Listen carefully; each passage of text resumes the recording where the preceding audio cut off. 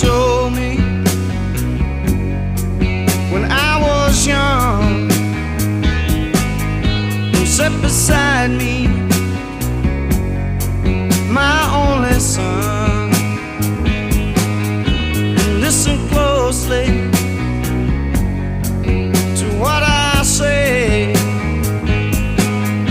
and if you do this, it'll help you some sunny day.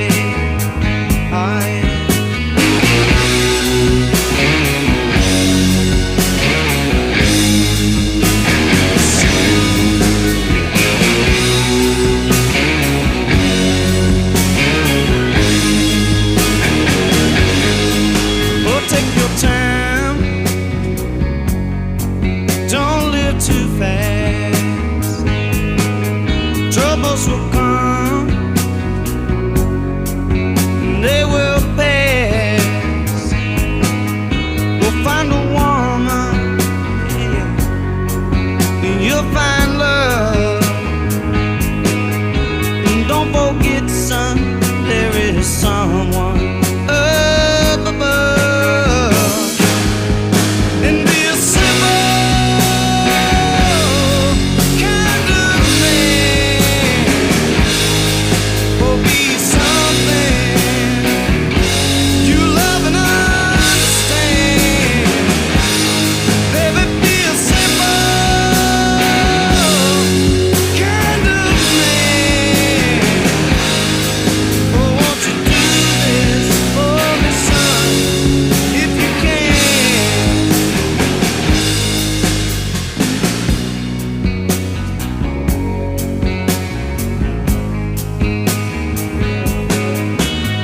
Your lust for the rich man's gold, all that you need is in your soul, and you can do this, baby, if you try. All that I want for you, my son, is to be satisfied.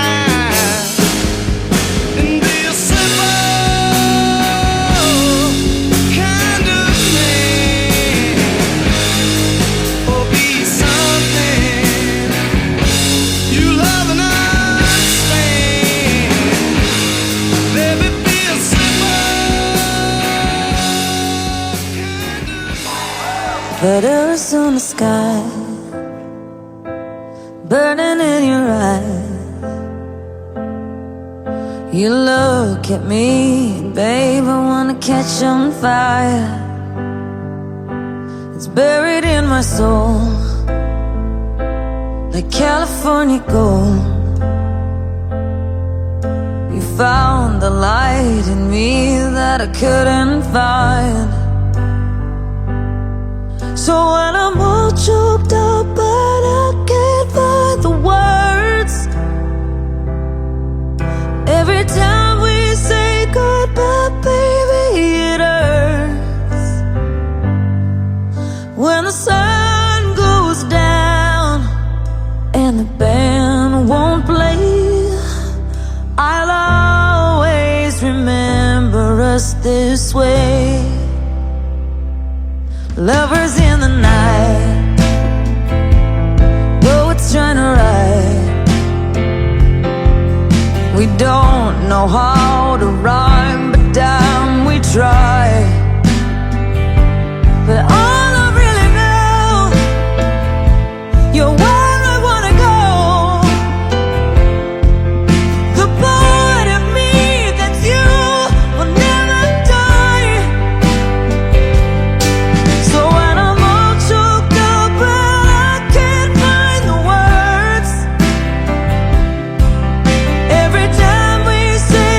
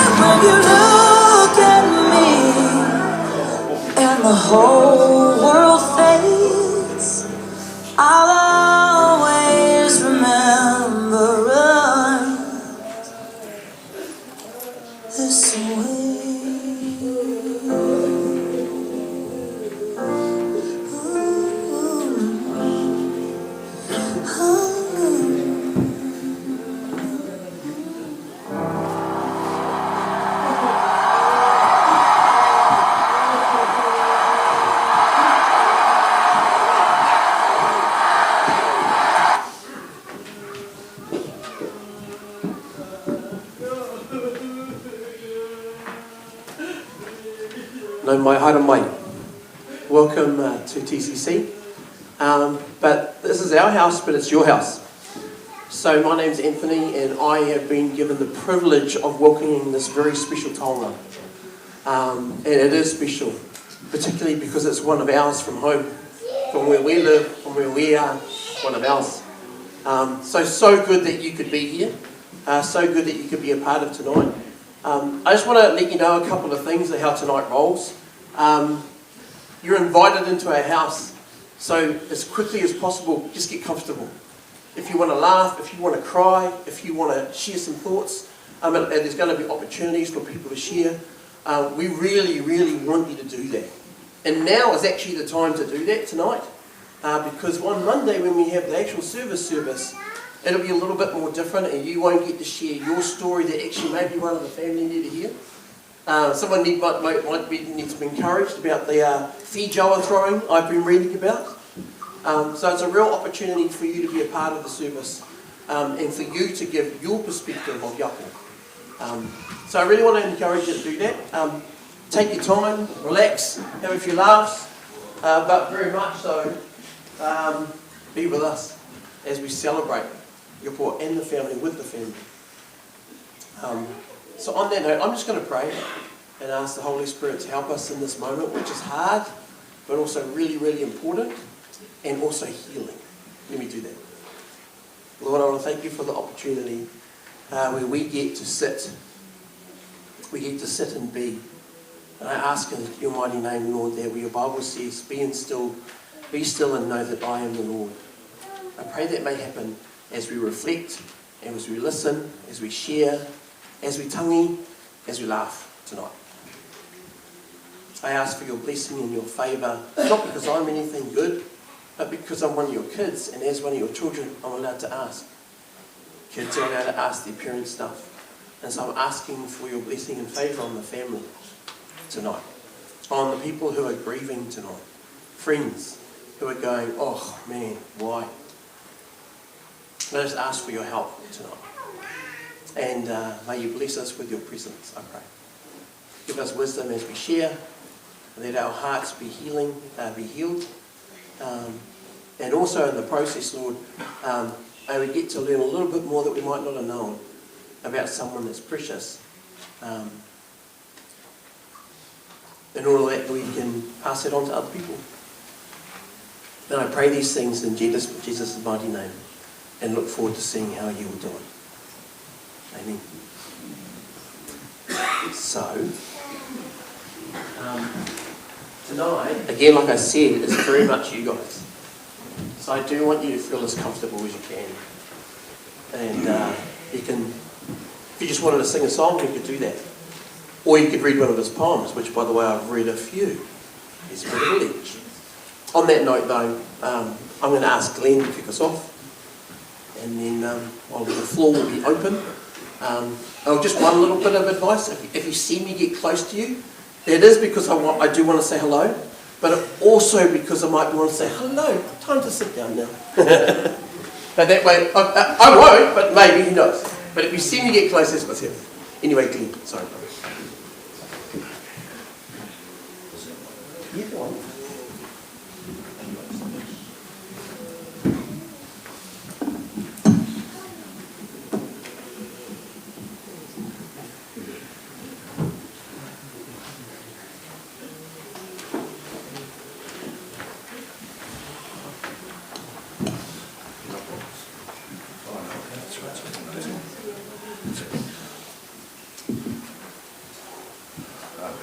I might be one of those first people that you've got to come and get close to, those of you who know me. I tried last night, when I was asked the other day to be given the honour to open up and speak on behalf of Ioapo's family. And over the last couple of days, I thought to myself, I'll just try and wing it and just try and speak. But I didn't want to leave things out. And there's a good chance that I probably would have left things out, and I would have probably carried on for too much long. So forgive me for looking down at my phone every now and then. But first of all, my name's Glenn. I want Ioapo's lifetime friends. There's many more of us who are here today, so I speak on your behalf also. And like the Reverend said, the Minister said, I encourage you all after I've spoken to if you would have the strength to come up and share a few of your stories. Okay. I've been blessed to have an opportunity to have had Ioapo in my life since 1982. Since then we had grown a special bond, and I call him my big brother. On behalf of Brother Ioapo and his family, thank you all for your time tonight to come and offer your support and love for Jonah and his family. I'd also like to thank this church for blessing us all to be present here tonight. I would also like to acknowledge Jonah's families, from both his late father's family and also Jonah's mother's family. For your love and support you have shown, I thank you all on behalf of Ioapo's family. Jonah's mum and family are also members of this church. So it's very fitting that we are able to hold Jonah's family service here in honour with him, where his mother and family attend. I would also, on behalf of Jonah's family, like to thank all of you who have come to Jonah's family home with offerings of food, donations to help Jonah's family through this difficult time of their loss.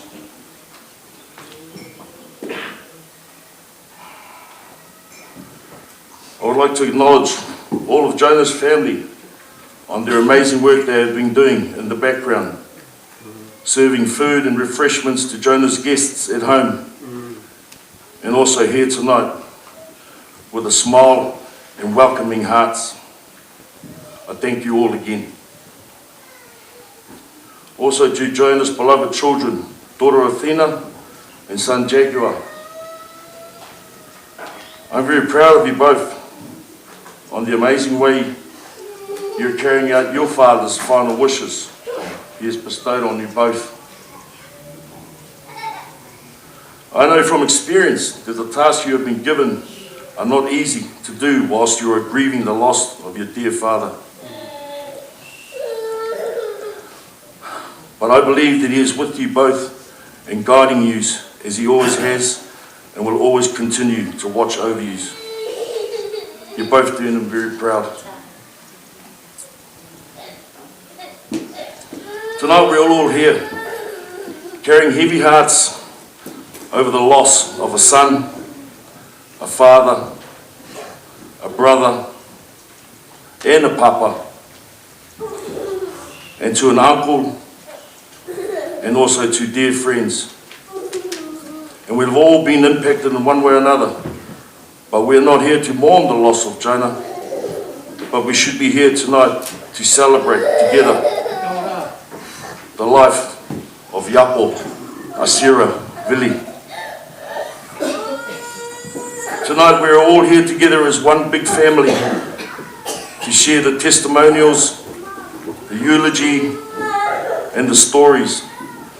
Some will be sad, some will be happy, and some memories of the life of our beloved Jonah.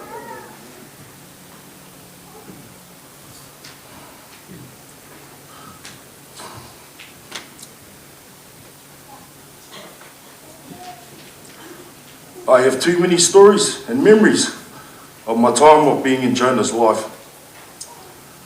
But the one thing I always admired about my brother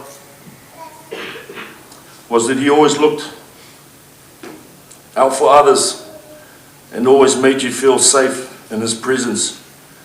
And he always showed great respect for all of those people in his life. He could be brutal as a grizzly bear, but he could also be a gentle giant. A quiet but very humble human being is Brother Joe. I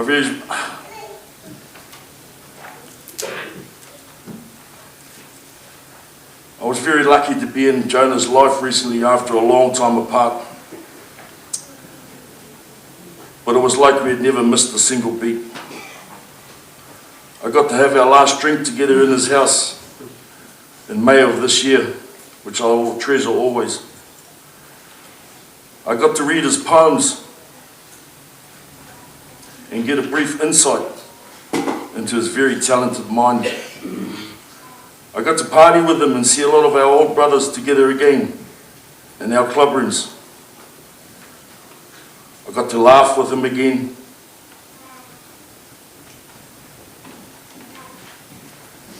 And I got to cry with him for the first time.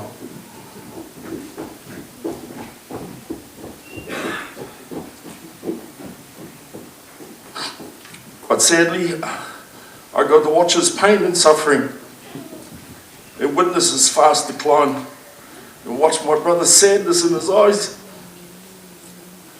because he knew he had so much to live for.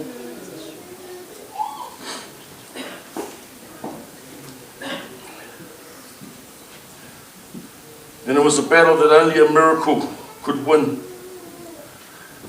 And our time again together in each other's life was sadly coming to an end.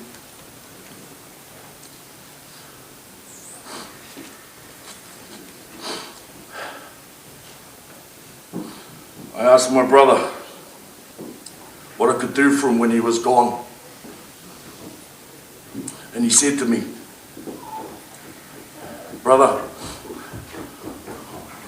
I want you to be by my mother's side when I go. And I also want you to look after my children for me."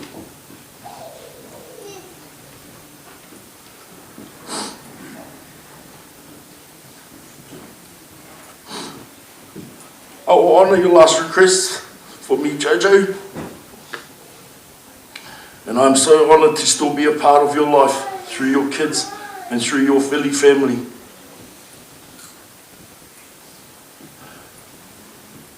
I love you, and I always miss you.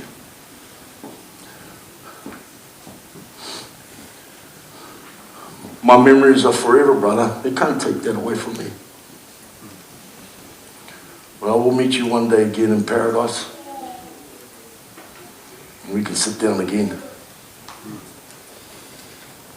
and talk and laugh and reminisce like we always do about all the good things in our life.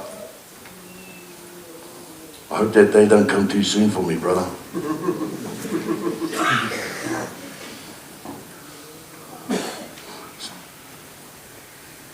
Say hello to my mama. Say hello to my dad. And say hello to my grandson for me, bro. They'll know who you are till we meet again, Jojo.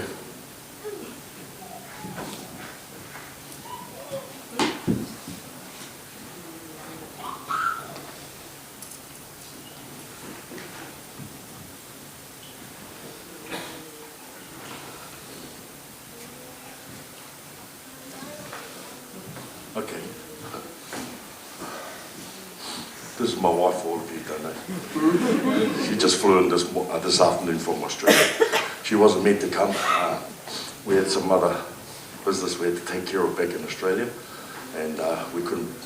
She needed to stay home with my family. It was my grandson's 10-year anniversary. So I was travelled by myself when I came on Thursday morning.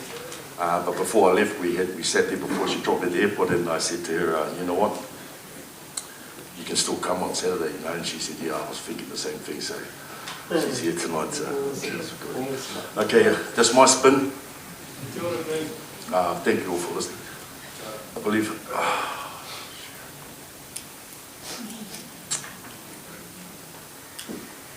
believe I'll pass the mic on now to anybody who wants to come up and share a few words, a few memories.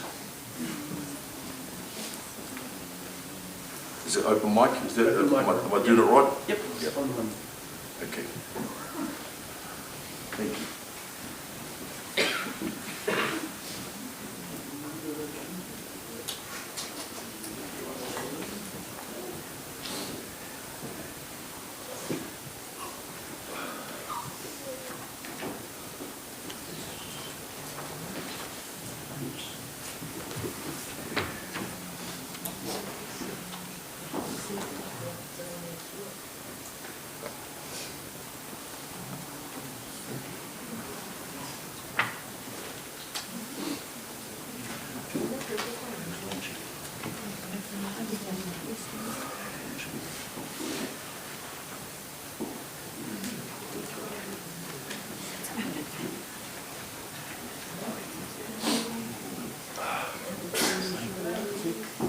It's not that hard, trust me. It's not that hard.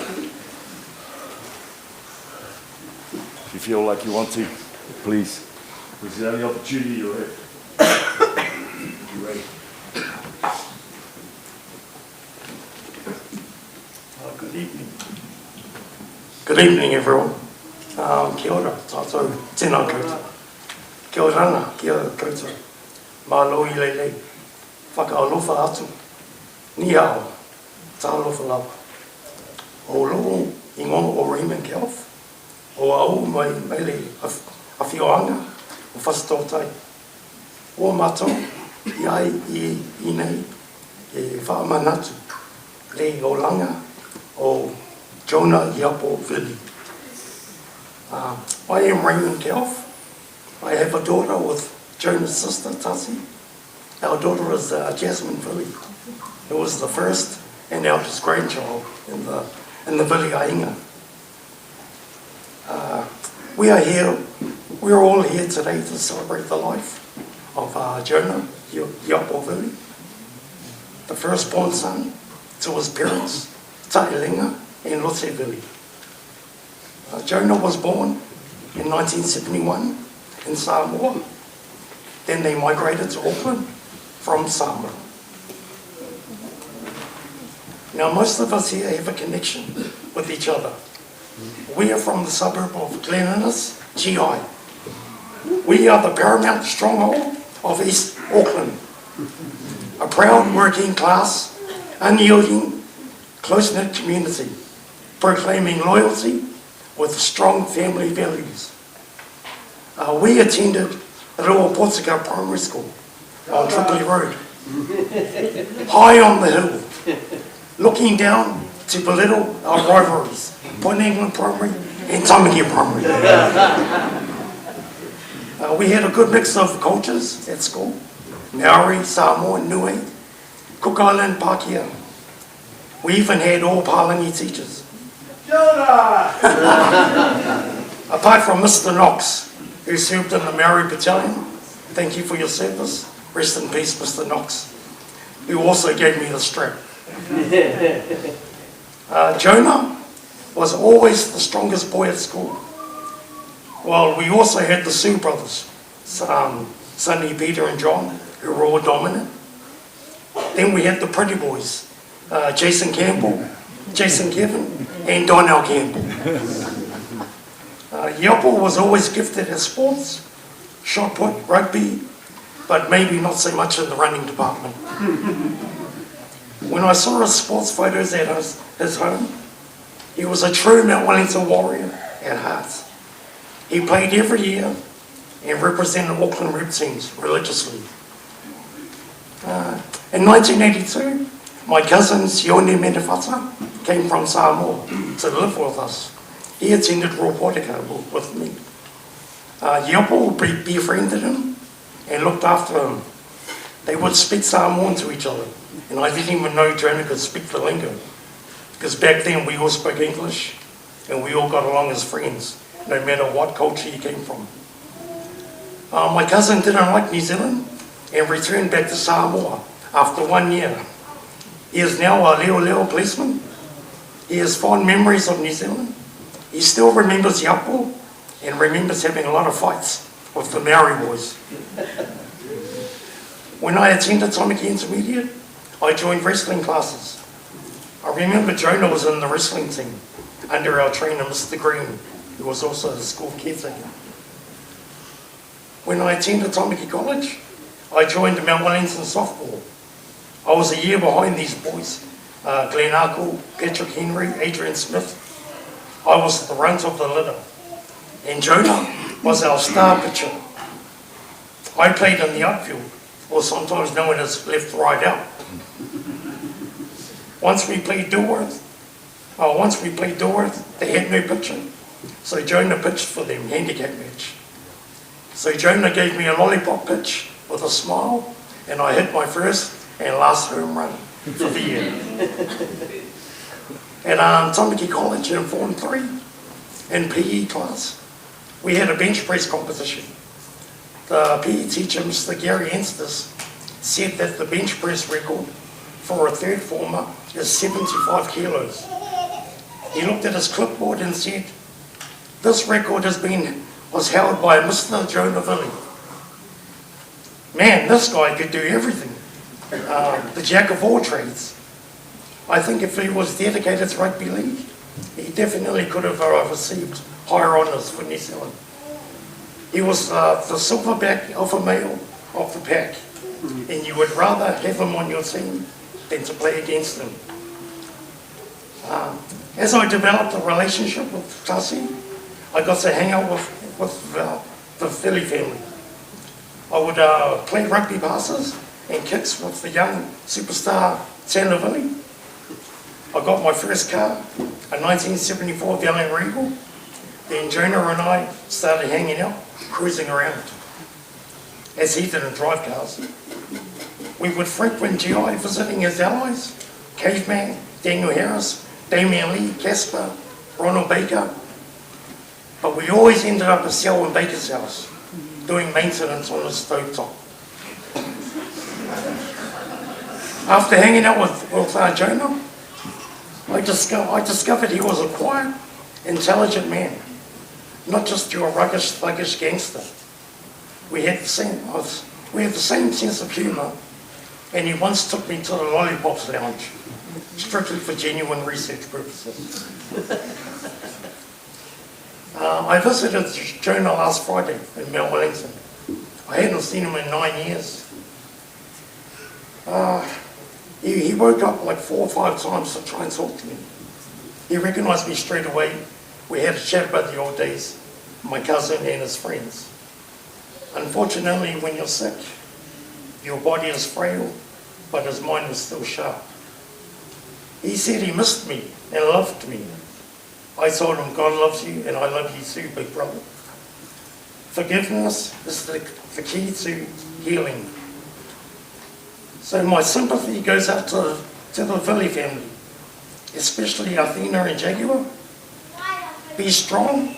You have a large family ainga to support you in your time of need. Sorry to Jasmine and her family, Tito, Devea and Noah, for the loss of your warrior uncle. And especially to Lotte Vili. My compassionate empathy goes out to you, because no parent should have to farewell their own child. E mota. My commemoration goes to you, Ioapo Vili. Farewell, big brother. Whawhetai lava, whamanuia, le atua. Malolo, file mu. Rest in peace, Ioapo. Rest in peace.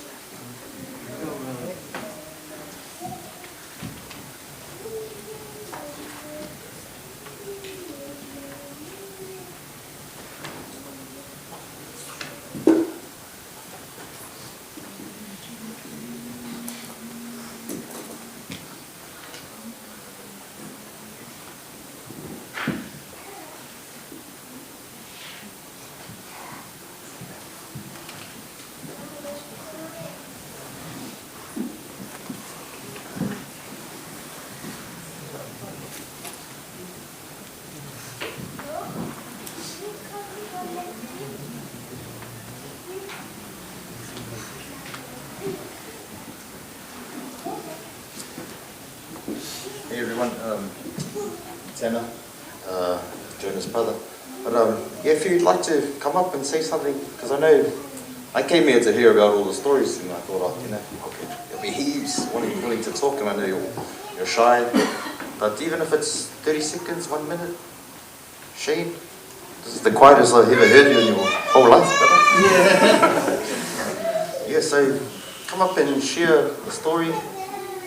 Or even just come up here and say your name and just say how you know Jonah. Just say, went to school together. That's enough.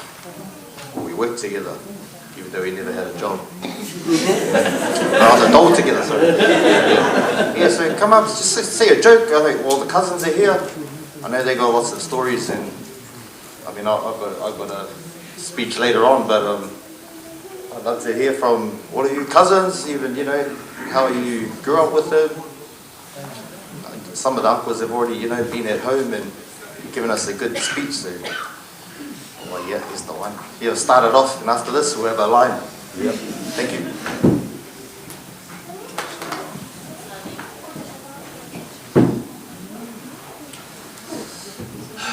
Good evening, everybody. It's probably one of the guys over there thinking about, oh, I'm not going to say anything, I'll just sit there and watch everyone, but like Tim said and like Glenn said, just come up and say hi. Memories. Well, my name is Sonny Lau. I'm Ioapo's older cousin, his south side. Don't hold it against us. Early memories. I remember when we were probably 10, 11, 12, going over to Auntie's house and Uncle's house. Back then, Uncle used to work for the libraries. They would come over. I see all the crates at the side of the house. I don't know if you probably saw it, Glenn, or your mates over there. But yeah, I used to look at that. I think that was where I had my first beer. When no one's looking at all those crates over there, how could you not? So, but yeah, good memories, not just because of that. Auntie used to make the best cakes. Auntie, I think you still owe me a cake last time. But yeah. Church games. We all used to go to the same church.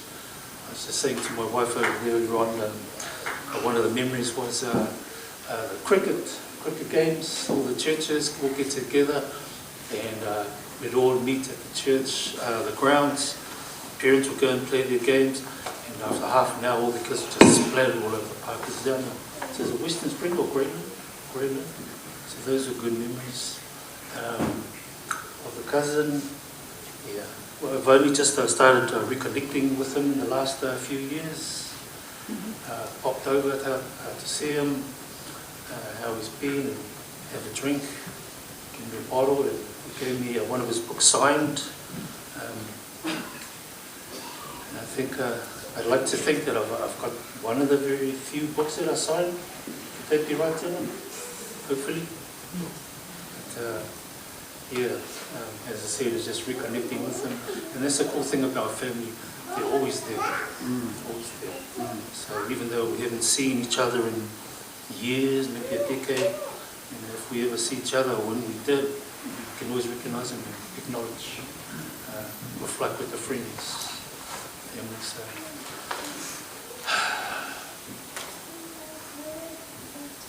On behalf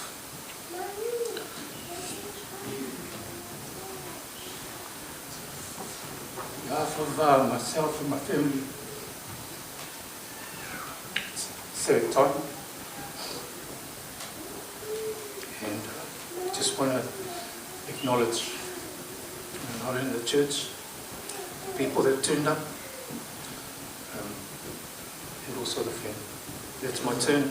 Next, please. Thank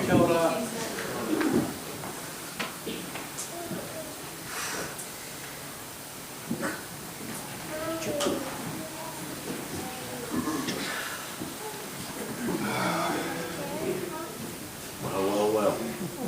Hello everyone.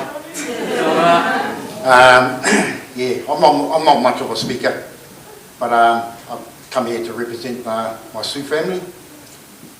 My name's John Sioux. A lot of you sort of know me from a couple of weeks ago. That was our last roller coaster ride for Jonah, so I'm still the same person when it comes to him. So a lot of people don't know, but we all went to the same school, in the Vili family. Right? I was in Tussie's class, my sister Sarah was in Melissa's class, and Jonah was in Peter's class. So, but everyone gets breaks in between, and it's exactly what me and Brother Jonah here. Me and Jonah went through good times and bad times. And Jonah used to look after a lot of the guys that he knows, and I was different. I actually used to protect Jonah from everyone else. So,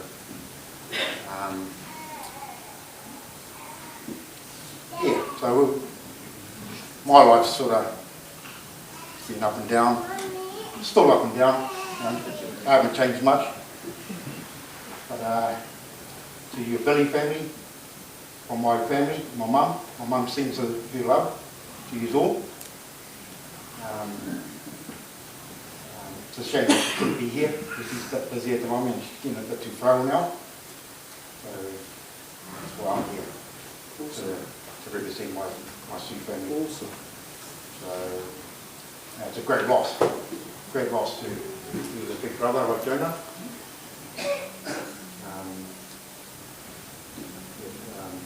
Sorry that Peter and my brother Sonny and Ned couldn't be here, my sister. But they send their love from Tamaki and from Australia. It's a sad loss. Glenn's been here before. He was a humble man, you know. But he was brutal, but he had a lovely heart. Lovely heart. And to your kids, Jonah. I mean, the last time the first time I ever met you was when you little, and that was the last time I ever sort of disconnected myself from Jonah because of work and all that sort of stuff. So, and no excuses. But, lovely to see that they're growing now, so good. And, I like to be around to help wherever I can. Any problems, just give Glenn a call and Dave will give me a call and we'll sort things out from there.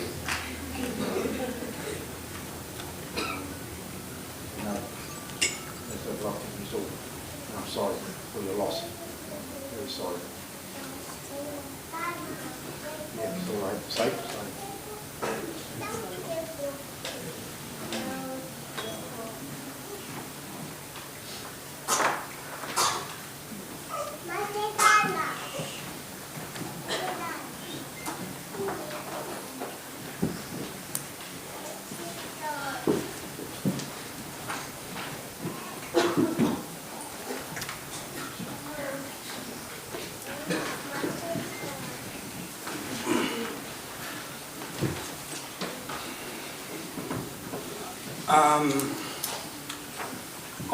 First of all, condolences to the family.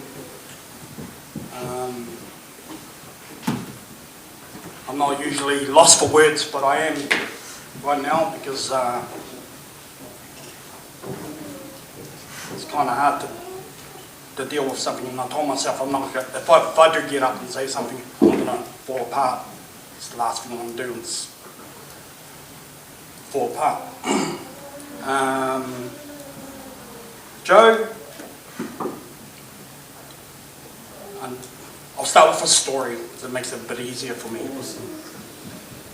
First time I met Joe, well not the first time because him and Glenn used to turn up on our, over the Lees every Thursday, and that's kind of like introduction to what we were getting up to, having a few beers every Thursday was routine.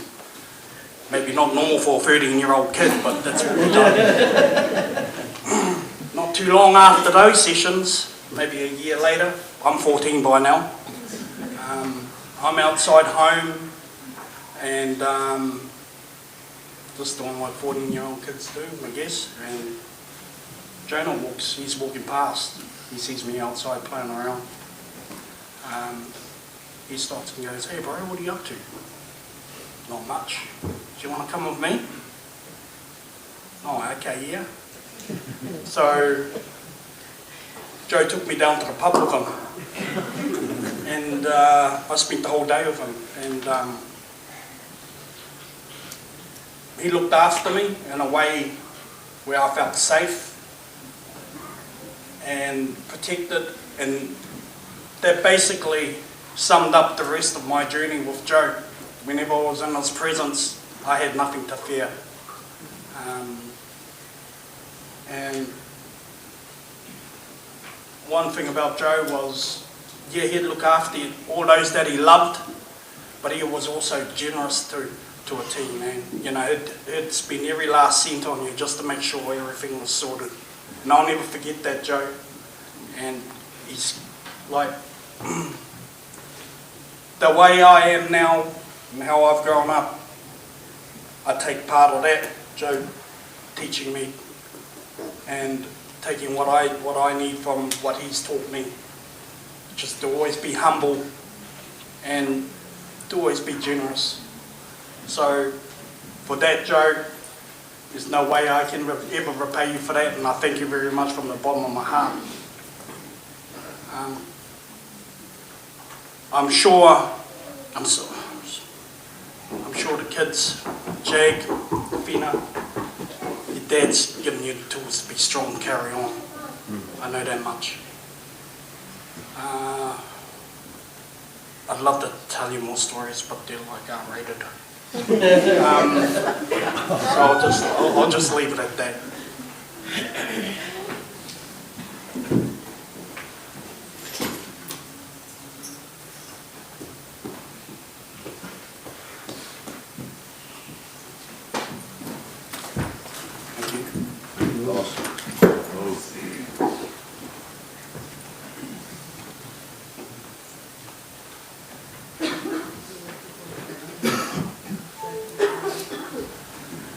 I'm just gonna stay here until more. Well, if you're ready, just come up and just take the mic off me. But I thought I'd share some more stories, seeing as the people that have come up. I think I was going to talk about Jonah a lot, and a lot of it is stories about his boys and his cousins and family. Glenn, a lot of people come over home and they see all our photos on the wall, my mum's walls. So who's that Palangi boy in your photos? Well, that's our other brother, and that's Glenn. So, you know, we go way back, and Glenn's always been here for Ioapo. Raymond, okay, I'm trying to go in order of my memories of everyone. So Raymond, thank you for that speech, man, that was awesome. Yeah, Raymond, he had this mean car. I think that's why he came around. He had this mean ass car. I come around. I think I learned how to drive in Raymond's car. I think I took it without him knowing this. He was busy with tussies. I got to drive. I think I even took one of his cars and drove all the way to Wellington. Random from Wellington. I don't think they even knew. They probably don't now. But I took one of your cars. Where's Raymond? Yeah, I drove one of your cars to Wellington and came back. But I brought it back safe. So who was after John. John was spot on when I was sitting over there, and I was like, "Hey, there's John. He was a mean boxer." That's what I remember about. I mean, heaps about Johnny, but he was a mean fighter, mean boxer. So he was definitely could look after, be Jonah's bodyguard. And the Sue brothers and the sisters. We grew up with him, and it's a shame they couldn't be here, but I know I think Peter came and visited on Friday night. Yeah. 501. They sent it back to me. Yeah, so it's good seeing you here, Peter. I always bump into you along the way, and we bump into Tripoli Road takeaways and all that. We always still bump into each other there. Shane? Yeah, thanks Shane for coming up, bro. You've been there since Reportica. I've known you. And, you've been one of his good brothers too. There's lots of photos, you'll see these boys are in a lot of Jonah's photos. Shane's there, playing pool table, and their photos, the old good old Vatos Locos photos, gangsters with their shades on, and getting up to no good in the garage. So heaps of memories. I'm just going to look out and be one of those comedians and pick on people. The Lees, I can see you there. Thank you for being here tonight. Another lovely family. We were blessed with beautiful people in our lives. And Glenn touched on it before. Jonah is our Care Bear. And I never heard that before. Glenn just brought it up recently, and I think he is. He's definitely our Care Bear, gentle giant. But the Lees, man, some legends of GI. I always call everyone legends of GI because that's where I know most of the people from, and the Lees are a family that I grew up with. Jonah grew up with. Damien, Quinton. Oh man, my best mate, I forgot his name. Damien. Teddy. those are my good memories with the Mount Wellington Rugby League. So I'm probably going through my own speech at the moment, so it makes it a bit easier. It's just I'll be done when it comes to my time. But if you want to come up and say something, Dad used to take me to all of Jonah's rugby league trainings at Thompson Park. Rain, hail, storm, snow, we used to always go there. And I think that's what I picked up on training and work ethic. Because those boys used to just train. I used to just, bug them. That little brother that was in the background always bugging people. I used to be the ball boy, fetch the ball and Val, go get the ball, fetch the ball, go get us some water. I used to be that little kid that bugged them. And I grew up, I always tell Jonah that I grew up always wanting, he knows I grew up wanting to be like him because he was a good rugby league player. And I always wanted to grow up to be like his boys. I'm glad that didn't happen. No, he loved his boys, and I know we always knew that they loved him. Our Mala family is here, so welcome. On our mum's family is here. Uncles, aunties, mum's one of 12 or 11. How many? I've lost count. 11. And most of them are here tonight. We might have 8 of them here tonight at least. Yeah. And I don't know if any of the uncles or aunties want to say something about Ioapo. I know a lot of them babysat Ioapo along the way and babysat all of us. And I used to go over we spent a lot of the time at uncle and auntie's house. Our cousins, the Bullers. It's great to see my uncle here. We might have one. Yes, uncle. Thank you, uncle. So I think everyone's getting tired of my voice. Thank you. Thank you, Val. Momonga samolia italo saga salano fofa asasile neolama aolenei uamala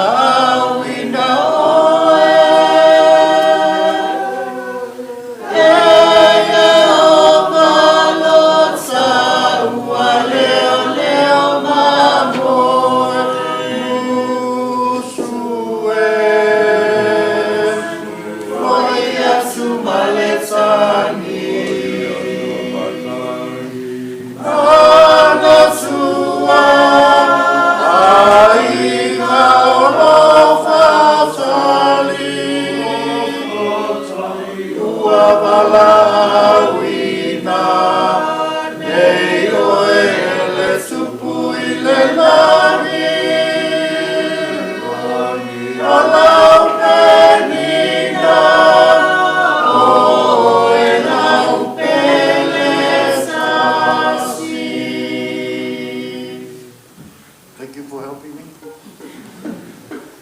I am Jonah Ioapo's uncle, Lotus' brother. I moved to New Zealand in 1988. After Ioapo returned from Samoa in the late 80s, he came to visit. And I think he stayed for almost about 6 months. That's when he stopped playing rugby with his club. And the first person I met beside Ioapo when I got here was Glenn. So I've known Glenn since 1988. Thank you for being a very honored friend for Jonah. And when I used to go around with Ioapo, everybody called him Jonah. And I keep thinking, why are they calling him Jonah? That's not his name. And I thought, he's probably a big fella. That's probably why some people, all the friends, call him Jonah. because of his size was a very, that's a good build, and was a very big fella. So they probably call him Jonah for his size. And every friend we met, they never call him Ioapo.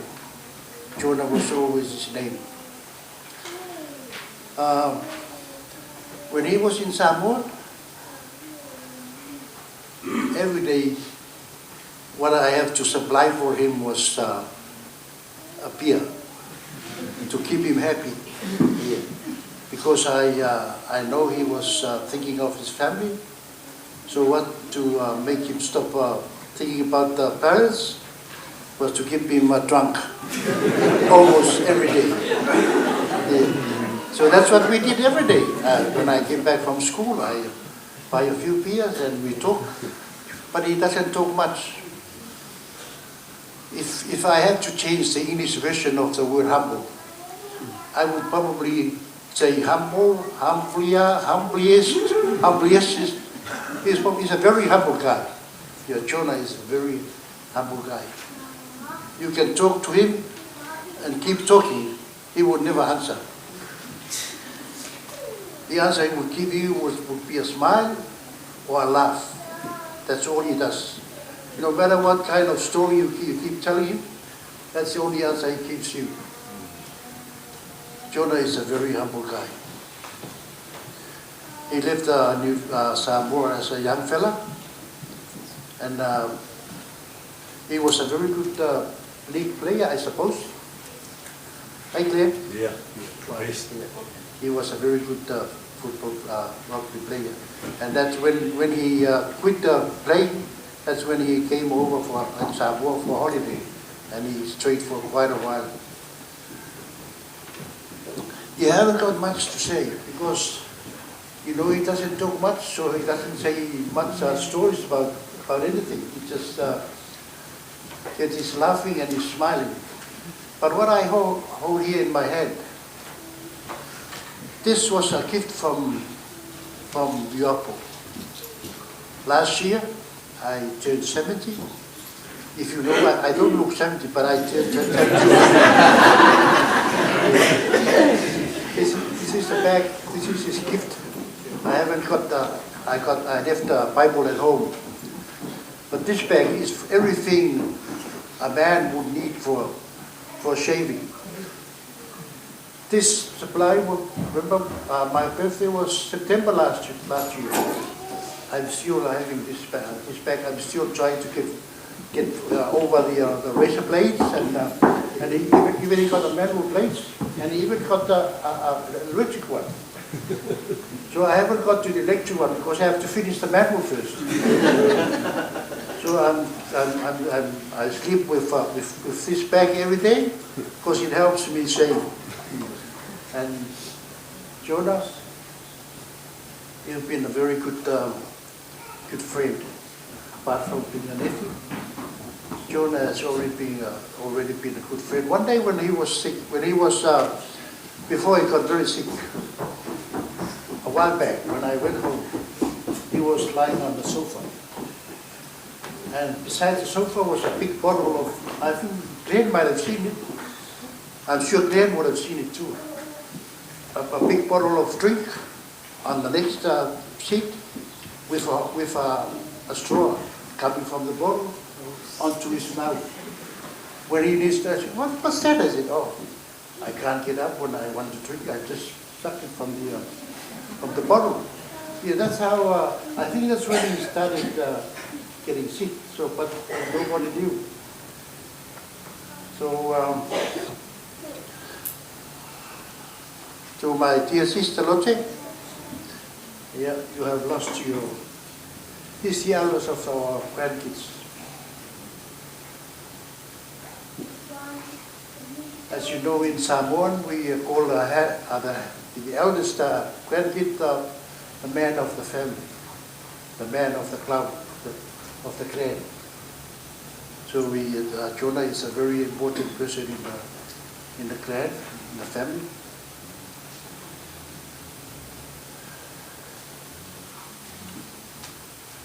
Glenn, thank you very much for being a very good friend. I know there's heaps of friends here for Jonah, but you're the only one I been talking to and know very well. So thank you very much for being around Jonah, even to his for his last time. You've been around him. And before I finish, I haven't got much to say because, as I say, he's a very quiet guy. You can't get much out of him. Well, I call upon our family to sing a hymn for Jonah. If you can join me with the song, please.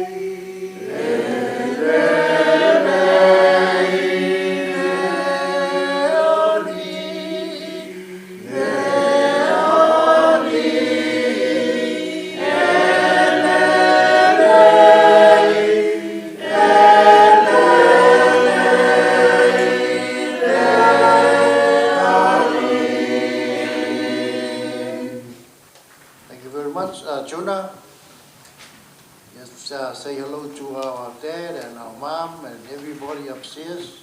I hope you'll meet them and have a nice talk with them. Thank you very much.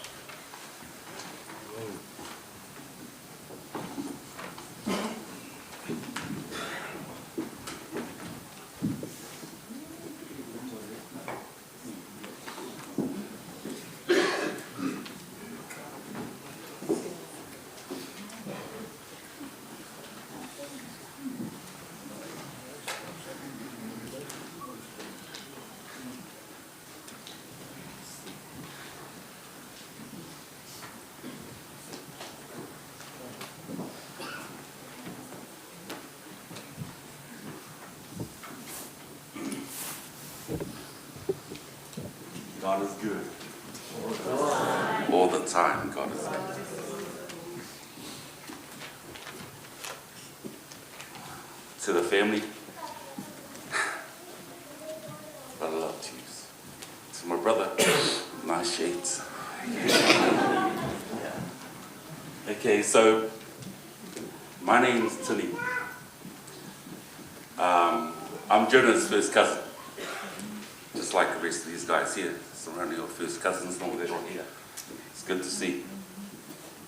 I know my brothers, my sister, he's got brothers and sisters, but he's got 4 brothers, 3 other brothers. There's Jonah, there's Lincoln, there's Numi, and then there's me. We celebrated our 5th birthday and it never stopped. 5th, 21st, 30th, 40th, COVID, so we skipped there, we went to 55. Still feel young. One thing I know about Jonah is, yes, the brother was a sports player. On my father's side, we were all, sports is a big thing for us. So I see a few Mount Wellington boys here, too much brothers. At that time when I met my brother, we play a sport, we play it to win. We play not for second place, but first. Every game that we go into, we give it our all. One day, under 21s, I happened to see that we played Mount Wellington. They came to our home grounds. It didn't bother me. But I looked on the side of the field and I saw my uncle and we wait. If I see my uncle, it must mean my brother is on the field too. I looked around, scanned the field, and yep, sure enough, there he was. I sat there and started praying. Hope you realize we're still family, eh? So the game's played away, and I was watching him, and I thought, how come he wasn't up close with the line on the attack? First run I ran, second run I ran, but I saw my brother 20 meters back. I said they went, shucks, this is going to be bad. After the 3rd run, Jonah had already started running 20 meters back. By the time he got that ball, he hit that ball 100 miles an hour. I was so glad I wasn't in front of them. My other mates were there. I said, they're praying for them. All the best brothers. But then it came my turn. I got the ball. But I had no choice. I had no other way. Couldn't go left, couldn't go right. Who was standing right in front of me? My brother. The amount of prayers that I started saying that time when I was running that ball straight to him, I was going, please, God, please let this guy know that I'm a family. So I'm running. I hit that ball, run straight into him, and what he does is just, he takes me down. But he takes me down cleanly. I guess the moral of the story is that it doesn't matter how important things may seem at the time, but family is greater. He said a story to me 3 weeks ago, and he goes to me, we're sitting there in his room, looked around and saw these skulls, and I thought, brother, have you ever thought about God? And he started smiling at me. And I says, goes to me, you know, I had a choice in life. I says, yeah, tell me your choice, brother. He says, I had a choice to go out and make some real money. I says, why didn't you go do it? He says, because his kids were young at that time. And what was more important to him at that time was his kids. I says, brother, you did a good job on your kids.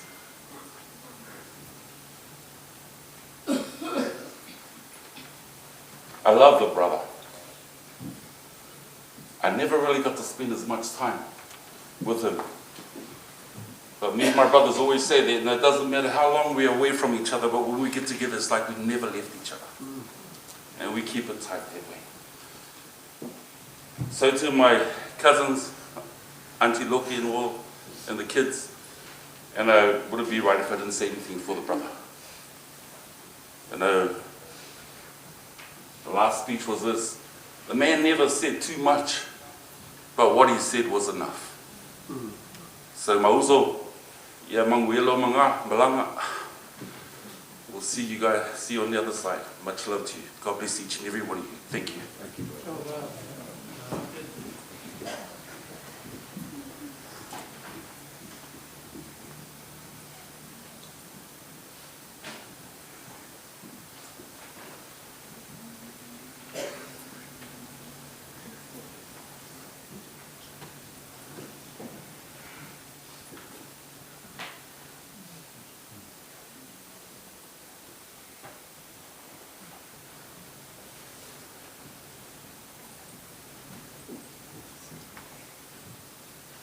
G-VAI Māori ora. E korore ki te atua, maungarongo ki te whenua, e whakaro pai ki nga tāngata katoa. I tā rangatirai, e Jonah, e roto i tō waka tiwai. Tā koto mai, tā koto mai, tā koto mai. Haere e roto i aranga maari e. Haere e roto i aranga ringa o te atua. Moi mai, moi mai, moi mai rā. Ki te whānau pani, the immediate family, Mrs. Vili, Alfina, Jaguar, the whānau koutou, the whole family. From the Lee family, I'm Jeff Lee. I've heard the others talk about the Lee family where Jonah came every Thursday night. Yeah, I offer condolences and love from our family to your family. We came in and saw Jonah. I haven't seen Jonah for years and years. And last week my son and I and my wife went down and saw Jonah. We had a talk, we had a laugh, made him laugh, he made us laugh, and he made us cry. And said, excuse me, my phone. It's my alarm to take my pills. and you know, we went away there feeling, hopefully Jonah was feeling peaceful with what was happening, and I'll just have to turn this off, sorry.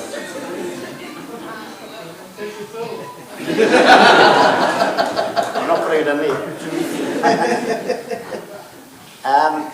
We came away feeling good, feeling sad, and but as one of the previous speakers says, no family, no parent should ever have to bury their child. It's supposed to be the other way around anyway. It is what it is, and only one person knows why. So on that note,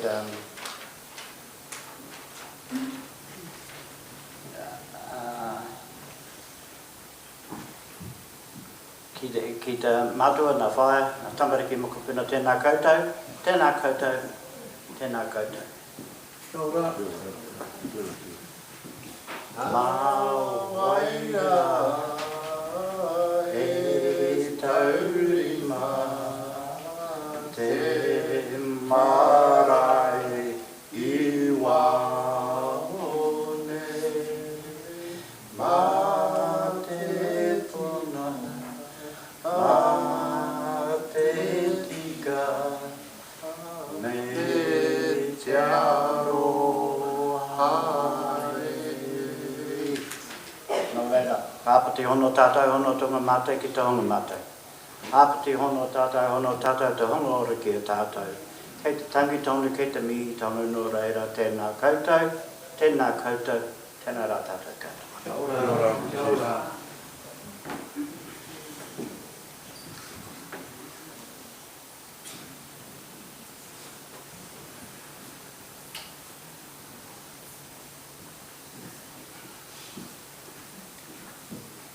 Kia ora everyone, I'm Jeff Jr., Jeff Lee Jr.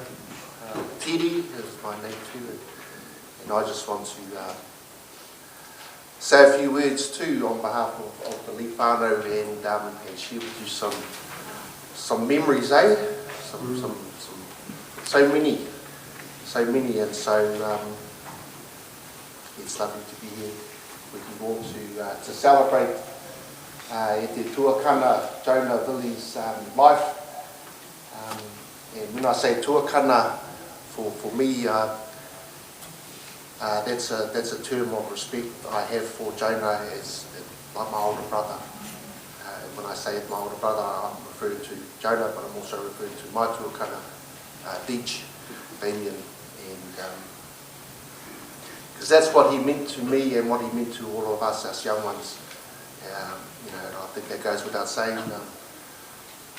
Mr. Sumi over there too, and then us younger brothers of all the whānau, all the boys of my tuakana's age, they knew.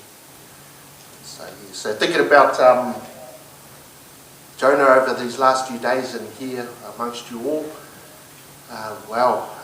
you know, the memories start flooding back, and so I first met Jonah when I was probably about 10 or 11, and My first memories of Jonah was going out with my older brother Damien and going for a walk down to Tamaki College and just spending a bit of time with my older brother and also with Jonah. And yeah, things got a little bit hazy, but I managed to get through it. And so it was a traumatic experience. No, it was a wonderful, you know, and from that time, yeah, I got to know Jonah more as he became part of our family too. And yeah, many words have been shared about the mana of Jonah, and you know, I've got a few experiences to share with you about that too. And those were the first ones, and then just being in awe of Jonah and my brother, my tuakana, and all the boys, all you fellas, just with how strong and how staunch and how much money you had, and you know, we were just like far out, blown away. And so the memories I have growing up, going to Tamaki College and seeing them perform at the Polyfest, you know, still got some flashbacks of Peta in this dress. Oh no, sorry, being a Luku boy. But you know, just the aura of Jonah and yeah. And so we come to the time when I'm watching them play rugby league, and the cousin just shared that story. It just gave me flashbacks around that 20-metre run, 30-metre run before we hit the opponent and far up. You know, watching those games, thinking, oh my gosh, you know, I love playing rugby league, but we only play restricted. But those fellas play senior league. Whew. The ihi and the wehi and the wairu I got from you, that was phenomenal. Yeah, so Jonah was our protector. You know, he was our protector on so many occasions. And I'll tell you the story. It was hard case. My auntie used to live on the other side there. My auntie Cheryl Diamond, and so we'd go there for parties, and it was great. And it was a Guy Fawkes party one time, and so me and my cousin Monday, and my other mate Elliot, who lived around the corner, we'd go there, you know, and being the cheeky boys that we are, you know, for a few kissy, the old cousins and all that, you know. And so we're in my cousin Debbie's room, and she's loving us, you know. And so they went a few kisses, and then her boyfriend turns up, Tony, and he goes, what are you doing, mate? I said, we're all good. And then he gets me by the neck, he goes, like that. I said, oh fuck, I'm going to get the bash. So I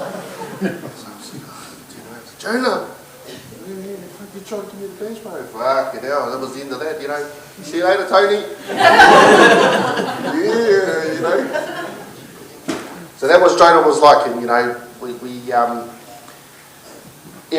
every gathering we had, and there's hundreds of them, thousands of them, mate. You know, if Jonah was there, we always felt safe because we knew that, you know, if anyone played or misbehaved, that he'd set them right.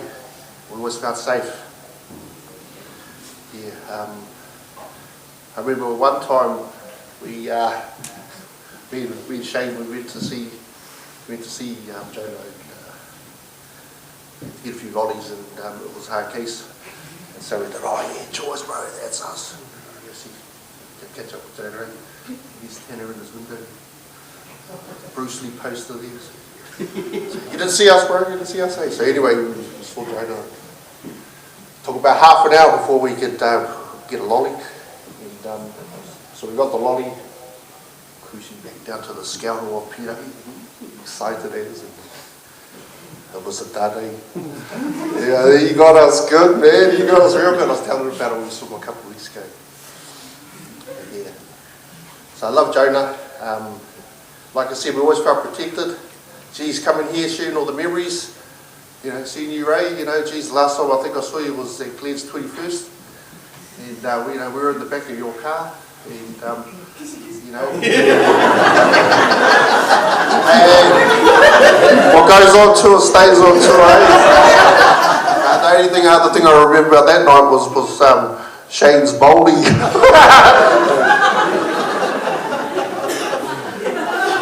Anyway, is it time for me to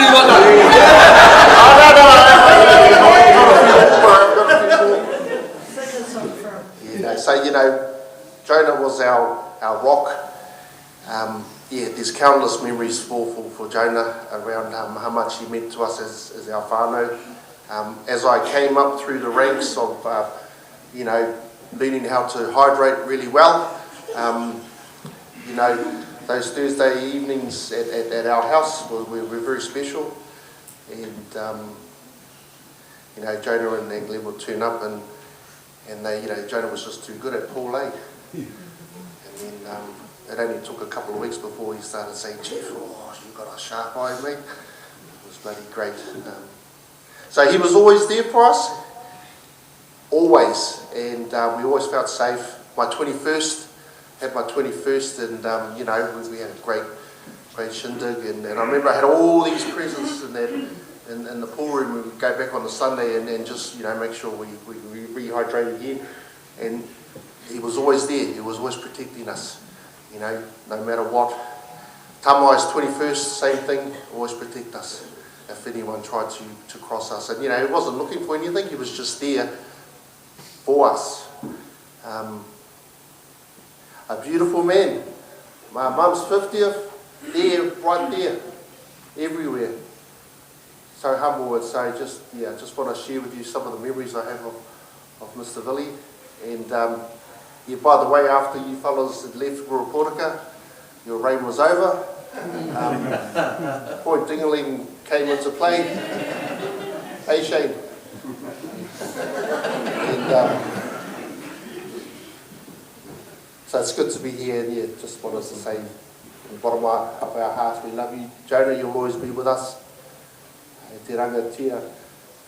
Ko whiturangi tia, haere, haere, haere. Yeah. You're with the stars now, bro. Rest in peace. Love you, bro. Kia ora. Kia ora.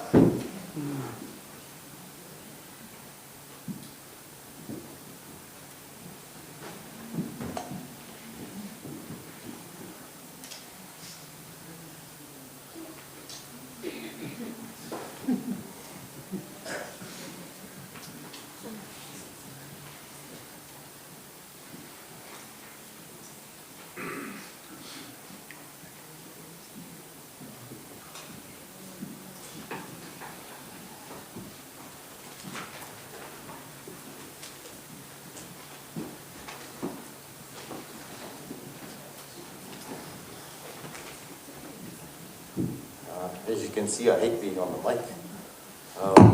Anyone else want to come up and share some stories? Oh, actually, I've just seen Sharon Tuia here, so thank you for being here. Condolences on Mum. So it's really nice to see you here, Sharon. You've been a big part of Jonah's life. I think you're almost like his another mother to him. You're always caring and to all of us. So,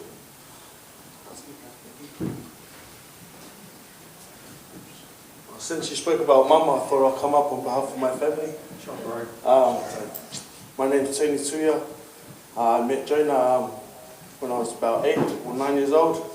I was the ball boy for the Senior Bs, Mount Wellington Rugby League team. These guys there obviously had my dad, Jonah, Uncle Glenn, Johnny who spoke, Uncle Doss, the Bakers, Ronnie and Selwyn. You know, back in those days, they didn't have the NRL, so those guys were my idols. So that was definitely Jonah. Probably not the best idols to have, but that's what I was stuck with. So I remember turning up out there, Jonah with his headgear, and he had skins before there were skins. Just such a tough runner, just like my dad. So like I said, pretty cool role models to have. I always said to my dad when I didn't make it around, if I could be half the man that he is and that his friends are there. I feel pretty good about myself, and sort of went full circle about a month ago. Jonah turned up to one of my Primo's games. Sat up the top because he couldn't come down. Was able to go and share a moment with him. And he said to me, every time I played with your dad, I would always give him a little surprise. He'd go, oh no, what's it going to be? Because I heard a lot of the stories. What's it going to be from him? Luckily, it wasn't a knife. It was a cigar. He had one for me and for Dad. I hate smoking, but I smoked that cigar that night for you, Jonah. So, just want to thank you for being a role model in my life. I know you meant a lot to our Dad. I'm probably sure you don't want to come up and speak, but I know it meant a lot to our Mum and Dad. Just want to thank you for what you did for our family. Much love to everyone. Thank you, Tony.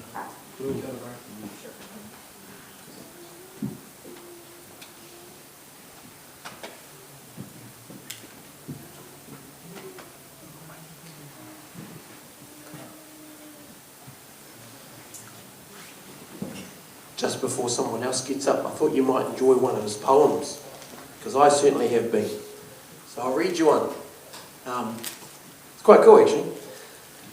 Between Tripoli and Dunkirk, the horizon has changed forever.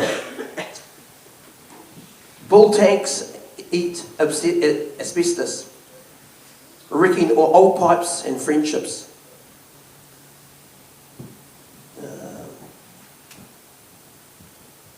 New routes hide grapefruit traps under damp cypress leaves. But you can still take the shortcut through the Solon or is it Durna? Durna backyard, the old neighbours, if they're still alive. New fences bring new faces, and past ones, wars are remembered, honoured and pardoned. The corrugated plum tree hid my secrets in its crevices. My father's taro patch, camouflaged in the army of the street kids.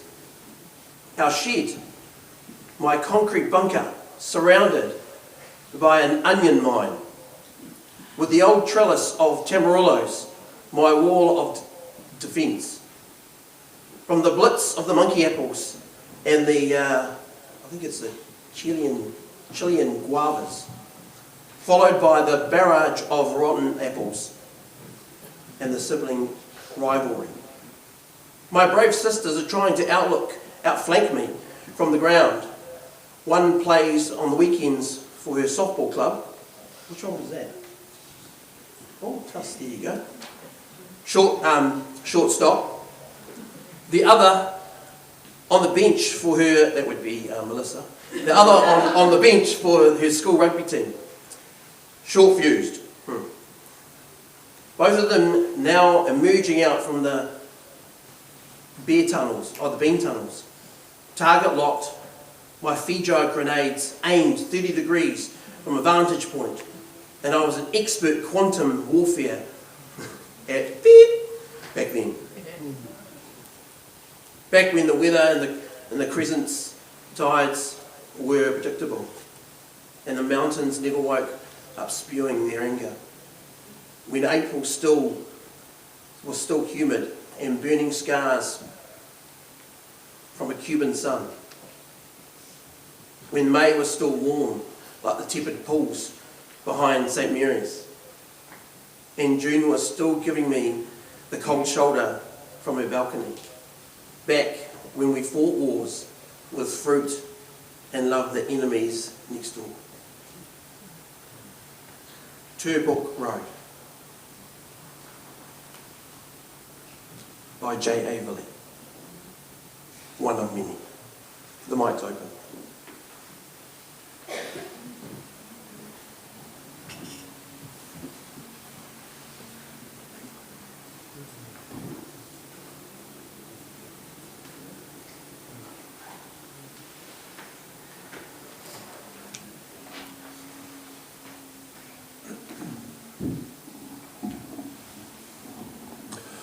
Ia e mō nau whātino atu I le ia le au fia le nei awhiawhi. So lau sunga le taitai. Anthony, le ainga whanau noa, tina matui a lote, pal whanau. Ia, ka pele pa ia o inga na lua. Malo le umsa, malo le la pale. Good evening everyone. My name is Ray. I'm one of, the many who have come into connected with Ioapo over the years. So our family moved into Pamua 1975 into this street here called Crescent, number 59 to be exact. And my family were Catholic, so I had to go to St. Patrick's. That's where all my siblings went and myself. So come the time it's now to go, you have to go to intermediate from a Catholic school, you either got to go to Sacred Heart or Barradine for the girls. And so Sacred Heart was a little bit out of the price range for my middle class family, and so Tamaki Intermediate was the destination. And so 1982, with the bro here, Glenn, roommate, Tamaki Intermediate, that's where, I think Jonah was room 7, right? Yeah, so Jonah was in room 7 next door. And so there began the connection. Jonah, there's a lot of other boys here from the class of 1982. Like a lot of people have already said and mentioned tonight, Jonah was the humble but guy that you knew. He's quiet, but hey, don't go there, if it. You don't want to mess around with Jonah. And the thing is, how when you're that age, when you're a kid and you go around and you meet up with other young people, young friends, and they always ask you, oh man, who's the toughest at your school? That's always the favourite question, who's the fastest or who's the toughest? And the answer was always Jonah. See, I was pretty sheltered coming up here to St. Patrick's, so when I went to Tamaki Intermediate, I didn't have anyone else, I didn't come to the same primary schools like Tamaki Primary or the other ones. So when I came down to Tamaki Intermediate, I was like, man, this is the real hood, the real East. Pamua was, And so, connected with Jonah, one of the only other Samoan boys at school, quiet. And, it was pretty clear early on that Jonah was the guy, he was quiet, but you always felt safe around him. I've heard the word alpha male and, but in Samoan we have it's a term called sifi. Le sifi leo mako vaenga I le aunga, le usore ya Jonah. But he didn't throw his weight around, he was just quiet, and you knew that Jonah was always, he's always got your back, as they say.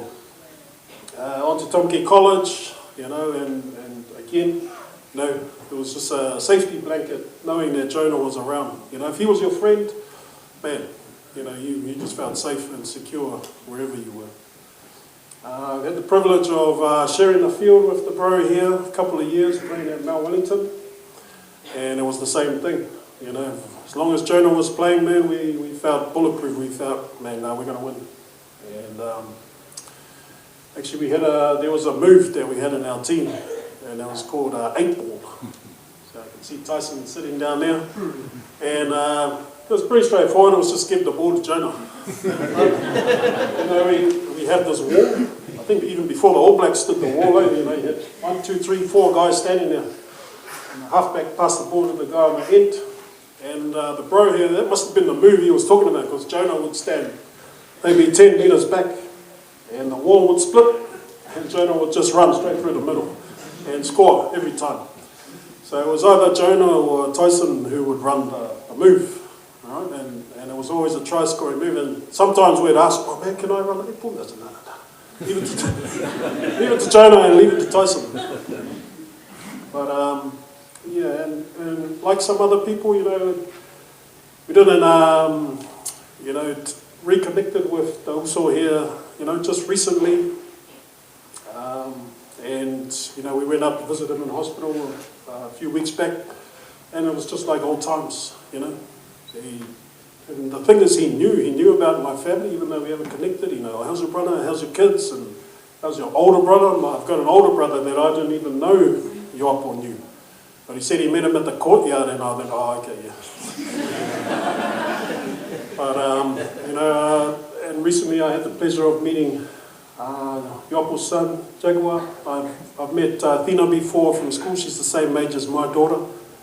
And, but man, I'm so amazed at you two and your strength through this losing Dad. So well done, Athena. You know, I know Dad sort of looked after you from, you know, when you were babies on his own. So for you to, you know, nurse Dad right up until his last days, that's amazing. You know, and excuse me, and you know that's time that you'll always treasure in your heart. And so to you two, especially Jaguar and Athena, you know, stay strong and, you know, wish you all the best. And like a lot of all of Jonah's friends here, you know, he would do anything for us. And so, you know, if there's anything that we might be able to help with, who knows, you know, reach out to Uncle Glenn. And, you know, he's only a phone call away from the rest of the boys who had the pleasure of calling him a friend. And so to Mum Lotte and the family, you know, God bless you all. Ia maua pea, whamawhanga mai le langi, ia awale, Ioapo Asera wo uwhikia e ka kua inga. Ia pau leo se leo vai, ia ai anguia lava le kako ka po inga ngei afiaf.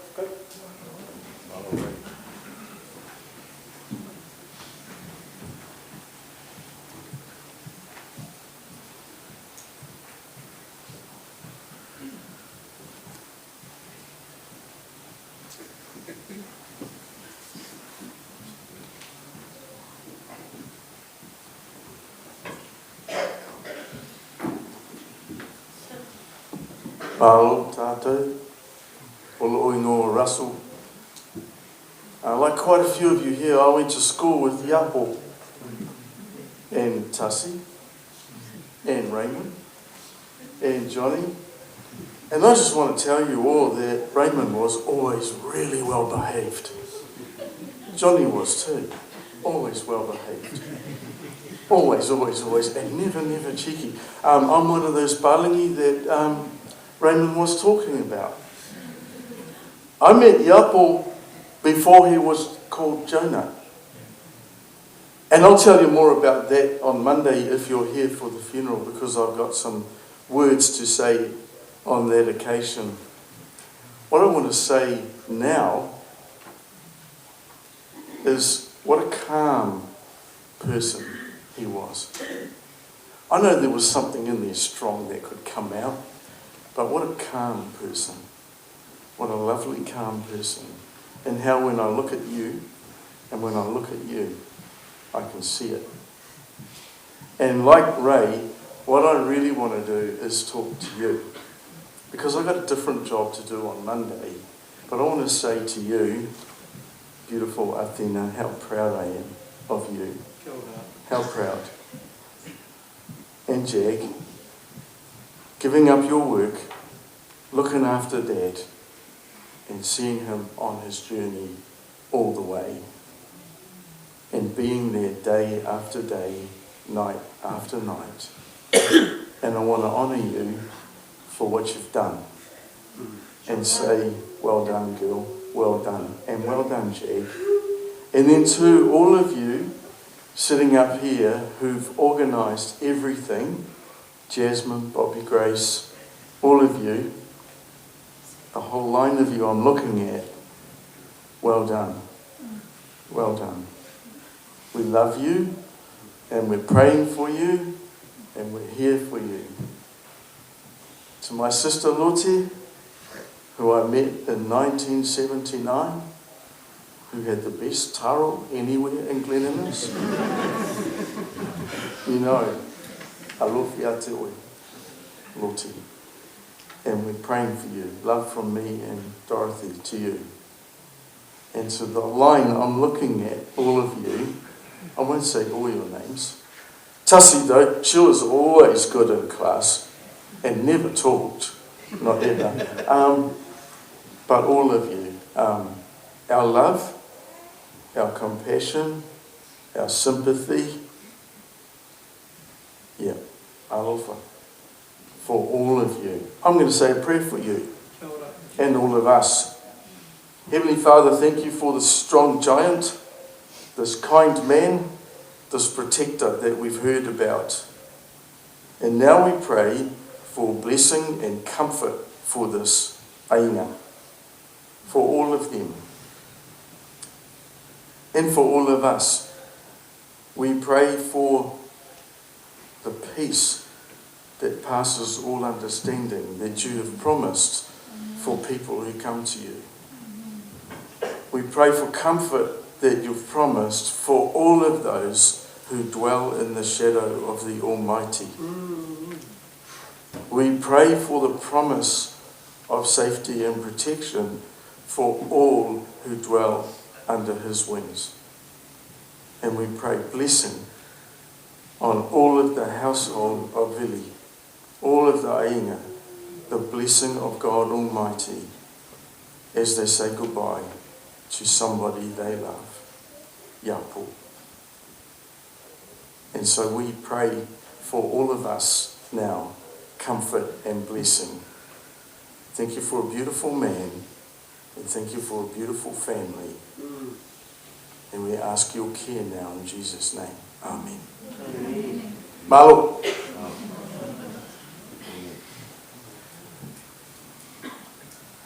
Yeah, I like his shakes too.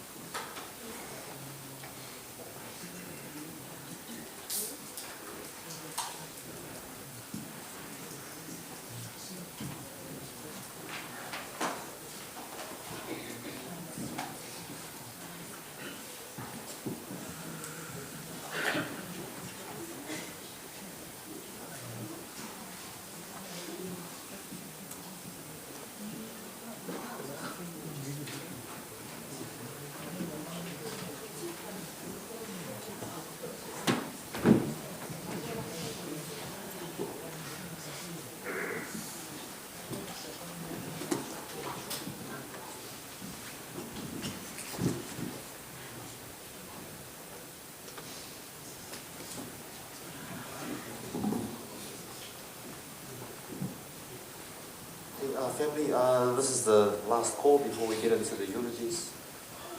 So if you want to, if there's anyone else, cousins, uncles, aunties, friends, family want to come up and say anything, share a memory about Ioapo. This is the final call. Come up and say something. I'll give you a little bit of time. I'll share some, all of those nice memories that you're sharing about Jonah. Just brings back lots of memories for myself. So Teddy, I went to intermediate with Teddy. He was 1 year ahead of me. He was an athlete. I looked up to him. Him and Elliot. Elliot was the cheeky one that went into some weird stuff back then, those fellas. But Teddy was an athlete. You may have seen him. He was one of those guys that if you drove anywhere or went anywhere, caught the bus anywhere, he ran everywhere. Man, he was in the shorty shorts, shorty shorts. You'd see him, he had this distinct running style. I might maybe give him a demonstration, give us a demonstration. But he every day I'd see him running around the neighborhood, he'd run miles. So yeah, I really looked up to you, and I know Jonah, you were like another little brother to Jonah. Tony, I know Jonah loved you, and you remind me of Jonah. Like seeing you play, it's like watching him play. Just a hard fella, run it straight.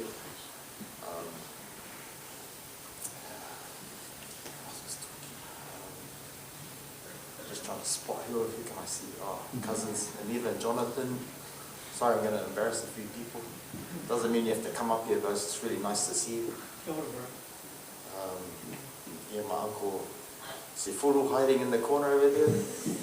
Mum's brother, he's another quiet one. He's like all the uncles and aunties are over there, and he's hiding in the corner over there. Maipu, We had Ray today coming up and speaking. Like Eastside, man, we're talented. There's heaps of sportsmen that come out of Eastside. And Ray today's son, Tanielu, played for the Blues. He's at the Highlanders right now, and he's about to leave for Japan now. So, yeah, we wish your son all the best in Japan. I can hook him up with some good sake over there, just let me know. Salima, it's good to see you here. I know you always visit to Ioapo. You have a special place in his heart also, and Mum, you visit Mum a lot too. So it's really nice when we go visit Ioapo or visit Mum, and they let us know Salima was here. It's really nice that you know, we never ask people to go, hey, can you go visit Mum or go visit Ioapo? You would just be there, and it would really be nice to hear that Ioapo and Mum had visitors.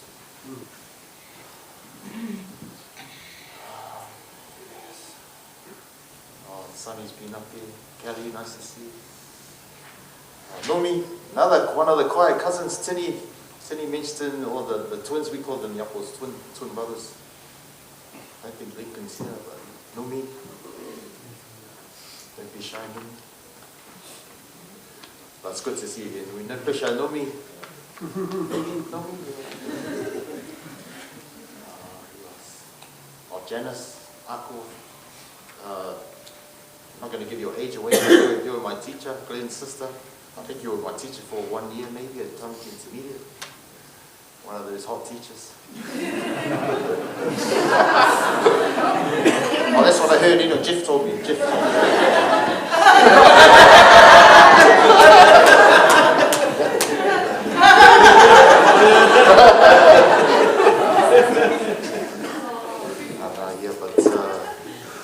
I'll leave it there, she might get arrested. Brian Tuya, nice to see you, cousins, Kasha, Rochelle. Sorry if I get these names wrong, because some I haven't seen for a while. But Uncle Lea, Mum's brother, Uncle Josefa's here, Auntie Cerices, Auntie Sia, Marita, nice to see you here. The other nieces and nephews. I got some memories. I'm in trouble. This is Jim. Whakalawhalahi atu, kia rana koutou, mahalolele, tāha whalawa. If I was going to get a hiding afterwards. My name is Janice Flanituleakul. I'm the older sister of Glenn. I wasn't going to come up and speak today, but I feel it's my time to come and say something on behalf of our family that are here today, and also to our community. This is our home. Pemure is where we all grew up. We lived at 40 Hobson Drive. In 1975 we moved into the area, and we have people who are here that have come through our lives through Tamaki Primary, Tamaki Intermediate, and through to Tamaki College. So I can see faces here who have been a part of our life, and we're very blessed to always come home and reconnect with our family who are here. I stand on behalf of my brother because I know that his heart is very heavy.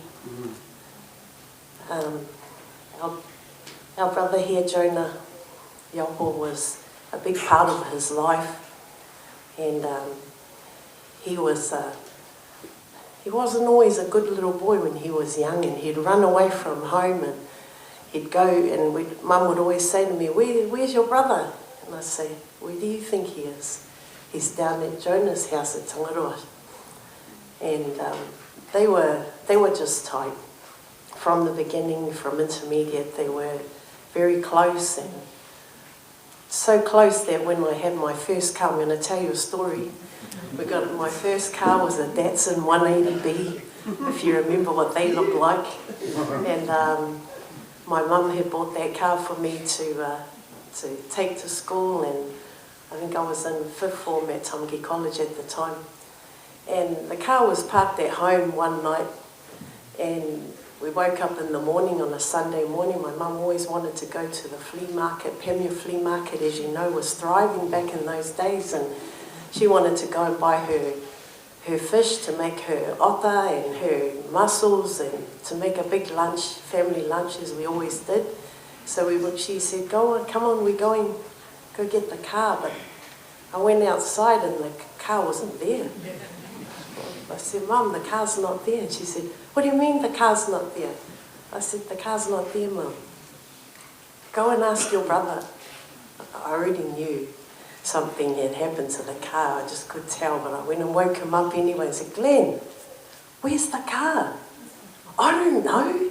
I parked it on the side of the house. I said, what do you mean you parked it? Where's the car? The car's not here. Mum was one of those people, if those people who knew our mother, she was very scary.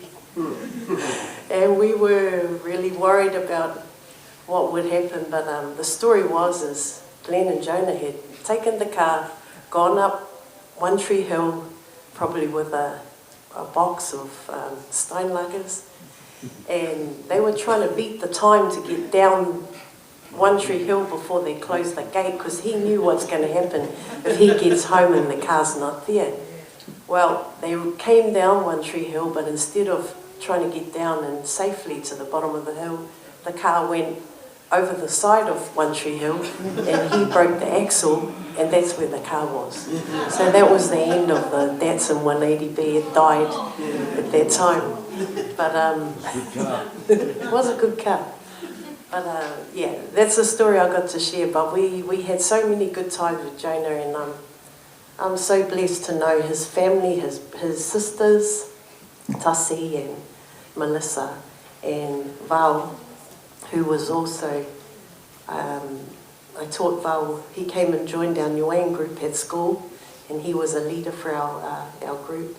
So I'm very blessed to be a part of their family, as well as my brother, who is one of their siblings.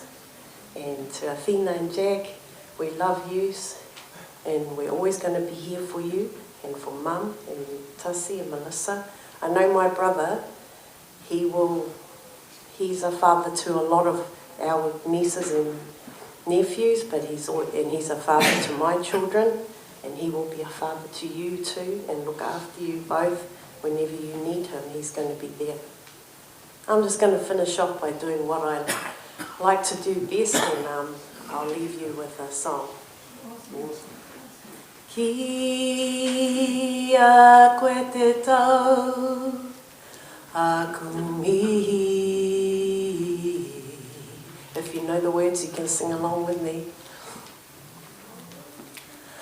Aha kua haere, koe ki hea.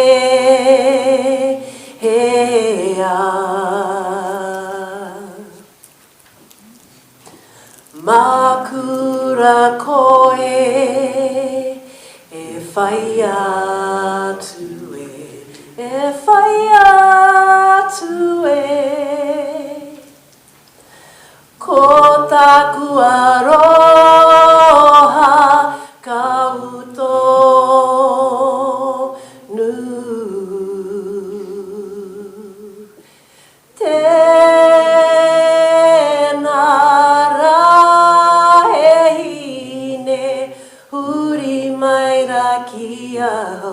E tau nei, hei, utanga atu, e ipo,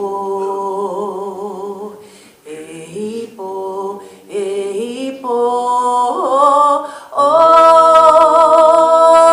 tira, e hine, kua taunga te tene, tinana aue ki te aroha e ipo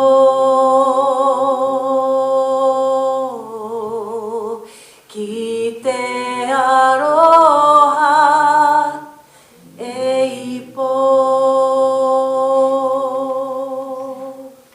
Thank you.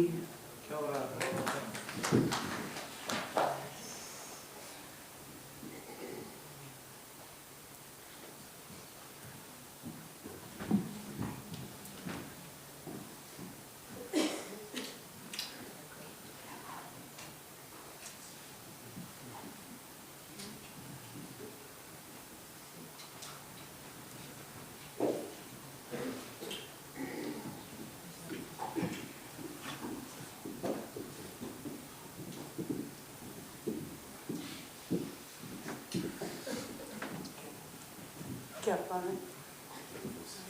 Kia ora Jane. Kia ora. Okay, just bear with me. My name is Miss Baker. So yeah, the infamous Bakers that's been for tonight. I'm also whanaunga to Jag and Apina's mum. So when she passed, Jonah took his babies to her tangi up at our marae. Thank you, Joe. Thank you from the bottom of our hearts.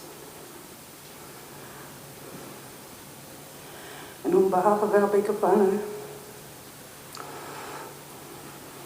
I'd like to say deepest condolence to the family. Safe travels up into the stars.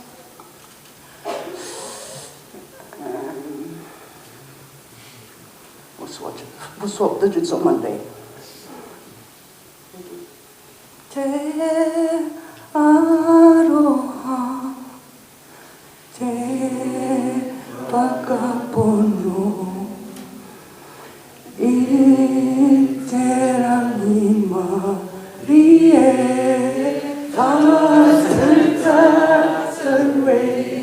no reira, tēnā kaitai, tēnā kaitai, tēnā kaitai.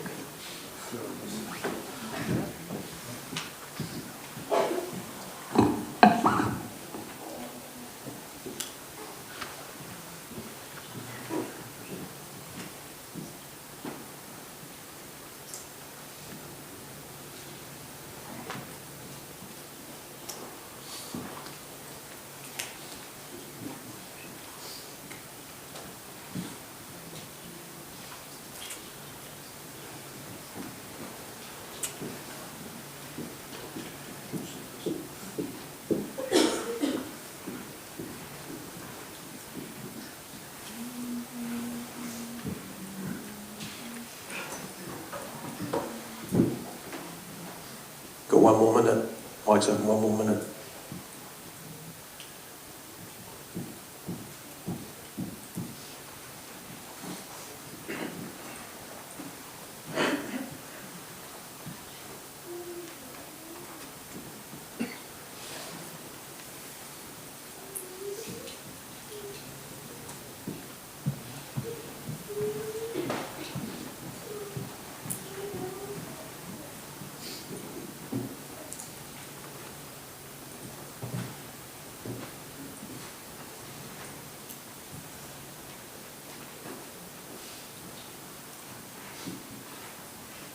I've been learning a little bit of Samoan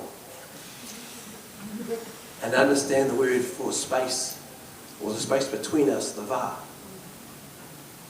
It's really precious. Sometimes not to fill that space with unnecessary stuff. To let that space be in order that people can feel, have their moment, and sit. Because sometimes remembering, reflecting, seeing great faces, hearing words, laughter, all that can do its business in that space. So I'm really conscious, I don't want to just fill space for filling space's sake. There's a time, of course. But you know, it's kind of important. I'm going to give it a little bit more, and then we've got a song we're going to sing.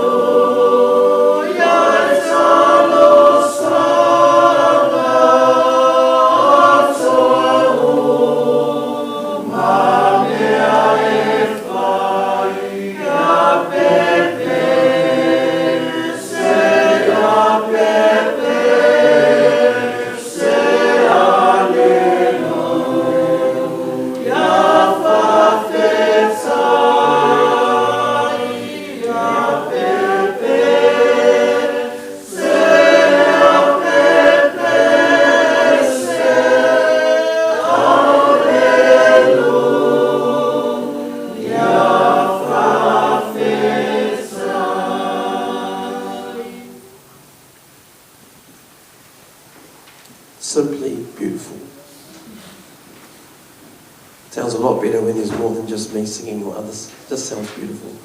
I'm going to invite the nieces and nephews to come up. I actually never got to see Ioapo play. I've heard about his playing. But I did get to see his son play. And if he's anything like his son was, it's a man to watch out for. Because I unfortunately didn't understand that when someone has that ball, you don't face them. I thought, no, I should, because that's what you do. And Jag showed me very carefully that you don't do that in league ends, especially to him. So I discovered what it looks like to look face field on the floor in the school hall. It was beautiful. So nieces and nephews, come on up.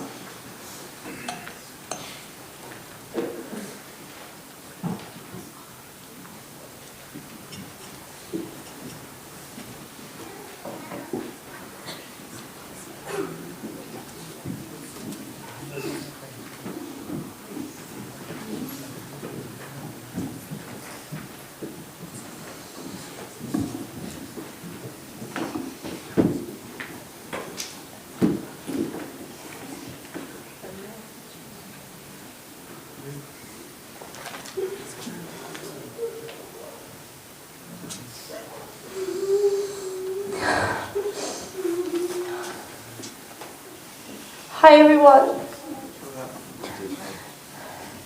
I'm Jasmine.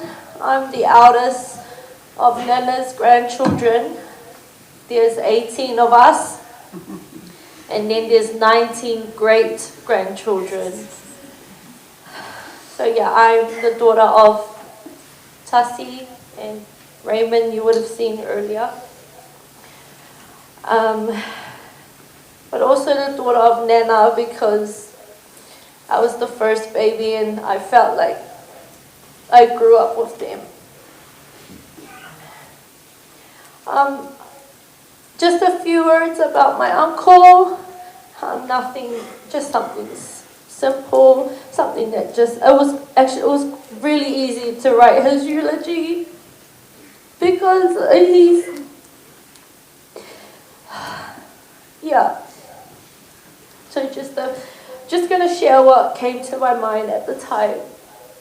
So, Ioapo was a man of few words. He was someone whose actions spoke louder than words. Acts of service was often his love language to others. He was the true definition of God gave us 2 ears and 1 mouth so that we listen twice as much as we speak. That's something his family is not good at. Especially me, to be honest. He was steady and patient with his words, which is evident in how he wrote his poetry. Each sentence is sharp and powerful, that implies much more than what meets the eye.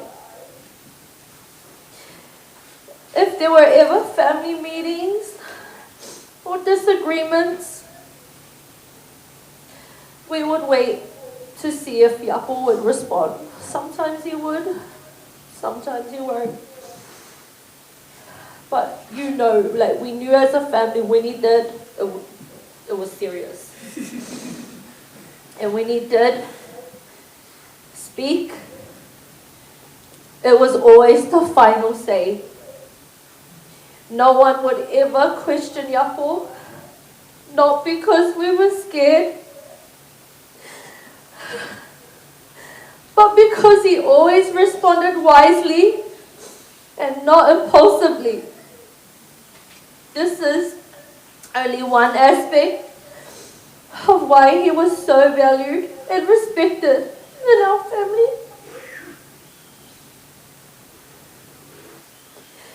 There is so much more to Ioapo.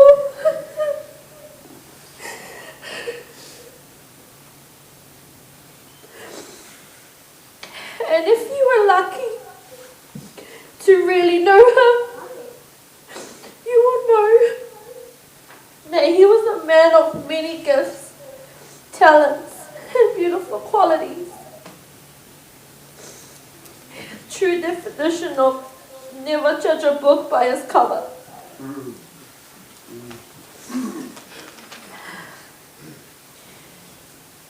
His gift, talents, and beautiful qualities he protected, and he shared only with his nearest and dearest. A steady rock is how one of his poetry friends described him this week. And that's exactly what he was to our family. So he's left an empty hole, one we feel so greatly and deeply. We will miss you so much, Ioapo.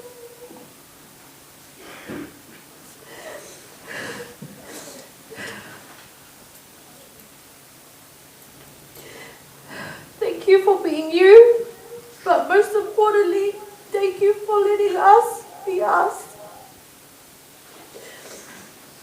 You have taught us so much through your actions that we will hold, remember, and treasure forever. We love you.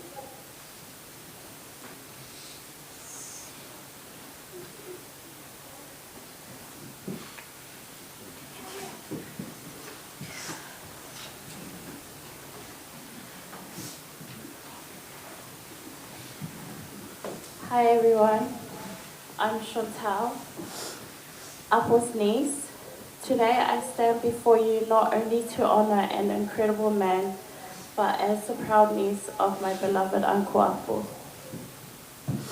Uncle Apple was a truly loving, kind and generous man whose life touched so many. As his niece, I was fortunate to experience his love and compassion firsthand, and I will always be grateful for the example he set. When my family had nowhere else to go, Uncle Apple opened his home to us without a second thought. He gave us more than a place to stay. He gave us security, warmth, hope, and reminded us what family truly means. His generosity changed our lives, and it is something I will carry with me forever. He had a beautiful soul and a gift for seeing the world through poetry. His words reflected the kindness, wisdom, and love that lived in his heart. Poetry wasn't just something he wrote.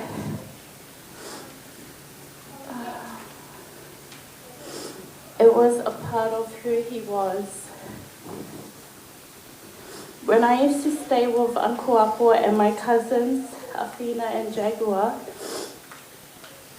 he would always ask me if I could take him around the corner, but then we'd end up in the city picking up some books he brought off trading. I didn't mind though. I would do it all over again.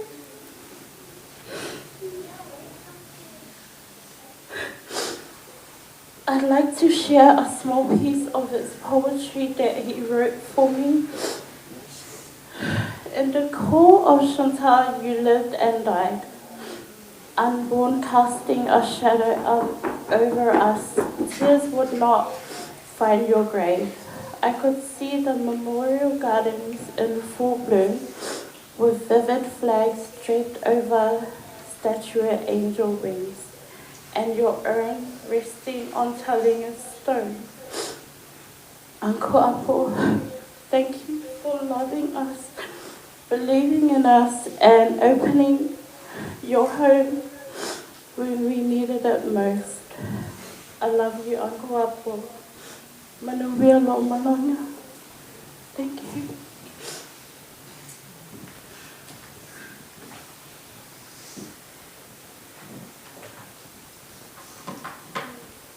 Hello, everyone. My name is Kathleen and I am Ioapo's niece. Two of the many cherished memories that I will forever hold and miss about Ioapo is one, similar to my sister Shanta. When I was younger, whenever my mom and my siblings and I had nowhere to live, him, Fina, and Jake, they always had us. So they took us in. Even when I got older, he took me and my sister-in-law in, and we stayed there for a bit too. Secondly, is his actions spoke louder than words. As you all know, he wasn't a man of many words. But my favorite words of his is, family, stay tight. Make sure to stay tight no matter what. Even with his big, bare hands, he would always hug and smile.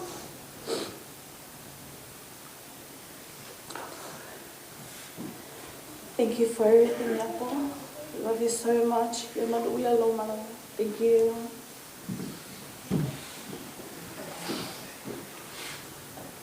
Too much, sorry. Hi guys, my sister stole my speech. No, jokes. I didn't really prepare anything, so bear with me because my guest was gonna be a song on Monday, but my voice is not being my best friend. When I thought about Uncle Ioapo,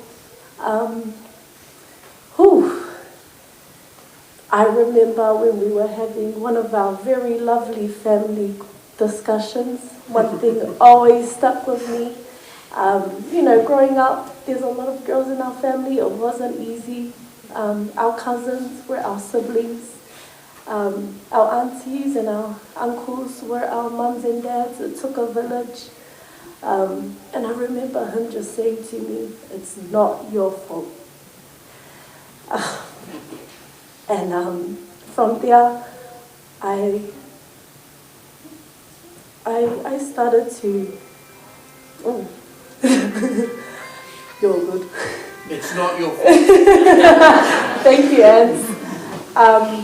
Build my worth up just by hearing him say that to me. I got non-PG stories, but I'll just say Jags, yellow pack and save plastic bags.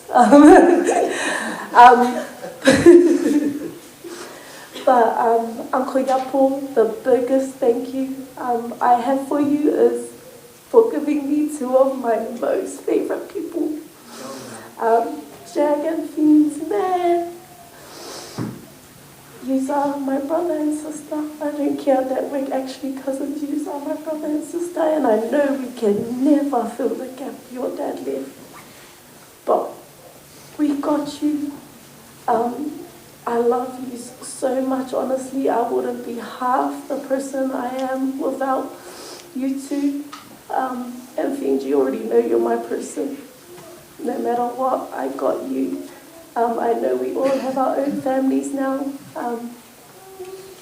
but I know that day when we found out that he was sick, and I just feel like it was God's timing for me to come and be there with you, and he told me, please stay here, you need to be here for Fina, it's not good news. And I just know that he knew that you're my person, and I'll always be there for you and for you too, Jack. So thank you, Uncle Ioapo, for giving me two of my favorite people.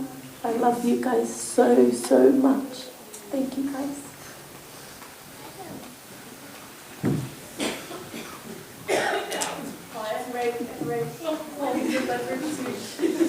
Hello everyone. Uncle Ioapo's nephew.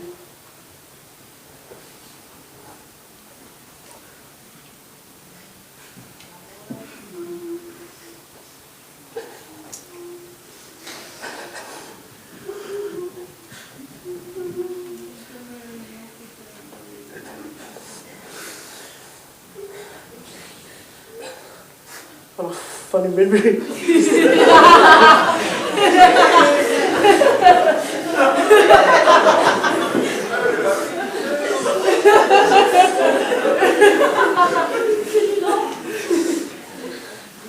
In the house, he was playing, if you remember the sky, it had games. He was lying down and Jag, It's annoying him. Every time he would lose, they would laugh. To the point where he kicked them out.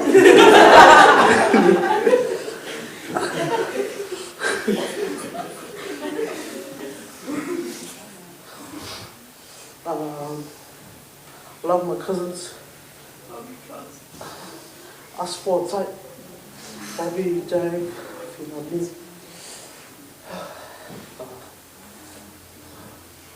I reckon Jack's the funniest in the family. Hey,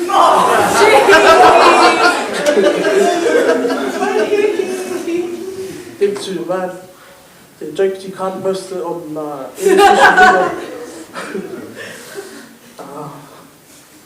Ioapo, Gentle Giant. But me and Jag had last time we fought was like 15 years ago. And I knew Ioapo was hurt because his cousins always came over to play with us. We were supposed to look after him. We walked home and my sister walked him home. And ever since, me and Jag haven't had a fight. He's a gentle giant. I always thought he was hurting because he was self-isolating. Give me cuz, give me also. But not always being around. Love you guys.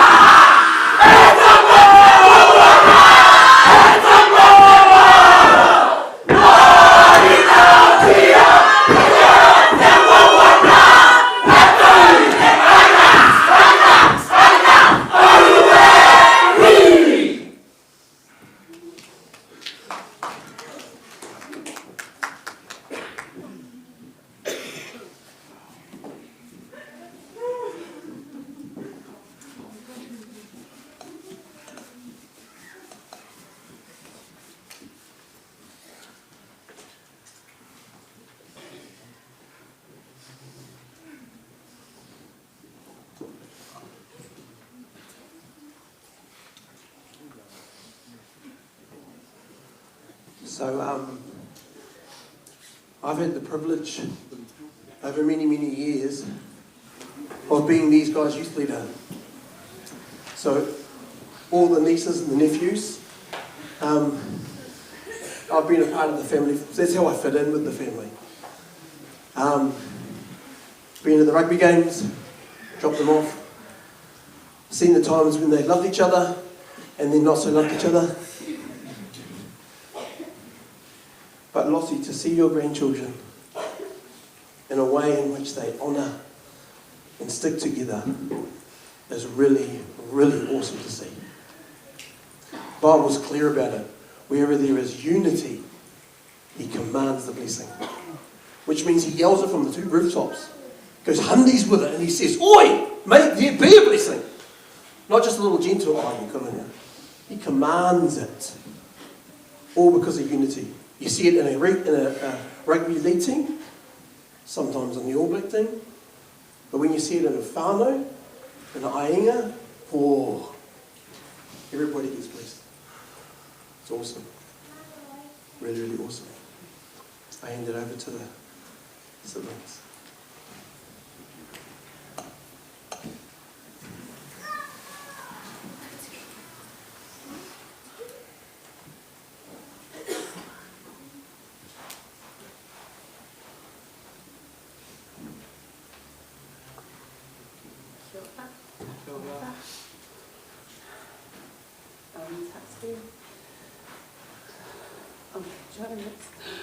Sister.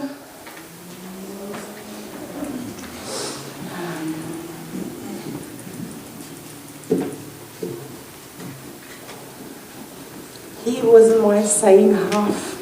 I'm the one with 2 mouths, 1 ear.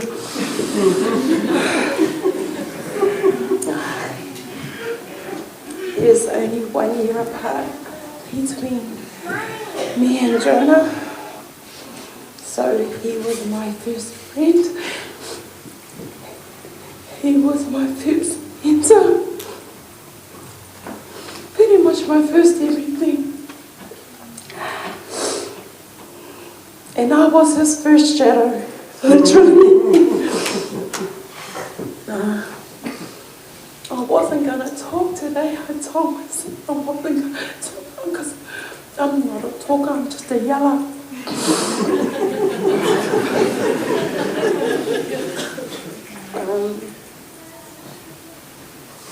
But after hearing all the stories of the different friends and family that had come up, oh, he was really looking in my eye and like wanting me to fill in the gaps.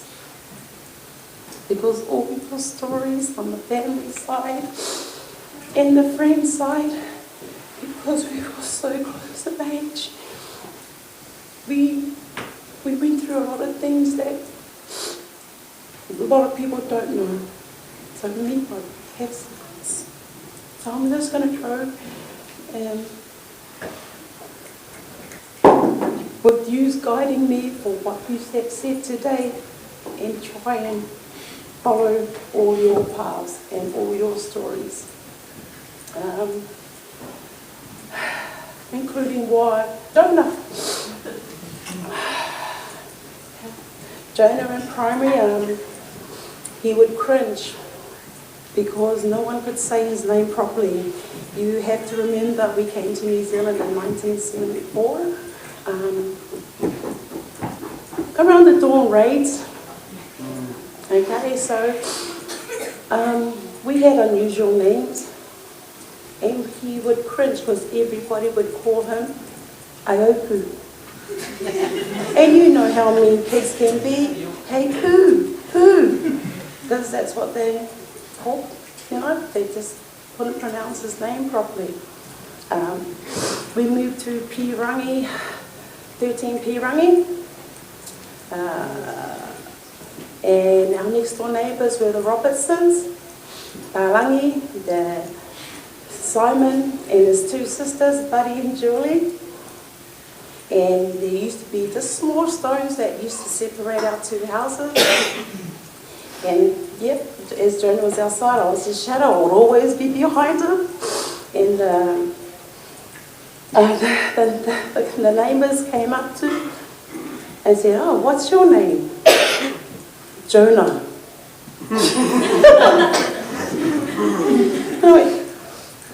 And this must have been, we were in primary.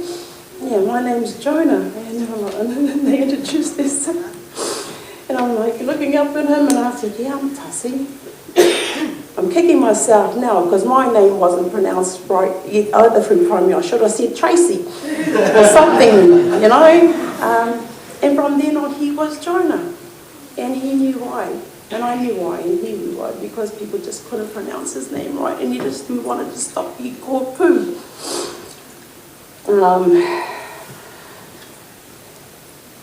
His sports, I've heard everybody talk a lot about his sports, and he was probably, I would classify him as the best athlete I've known. He was just a natural at sports. I used to follow him again. I would try and play every sport he played. Athletics, discus, shot put, and I'll go, bro, how do you do that thing? How do you throw that discus thing? And he would do it, oh, you just do this. Intermediate, he did wrestling. I did wrestling. And then when my parents found out, because you touch people, oh, that was it. Couldn't do wrestling anymore.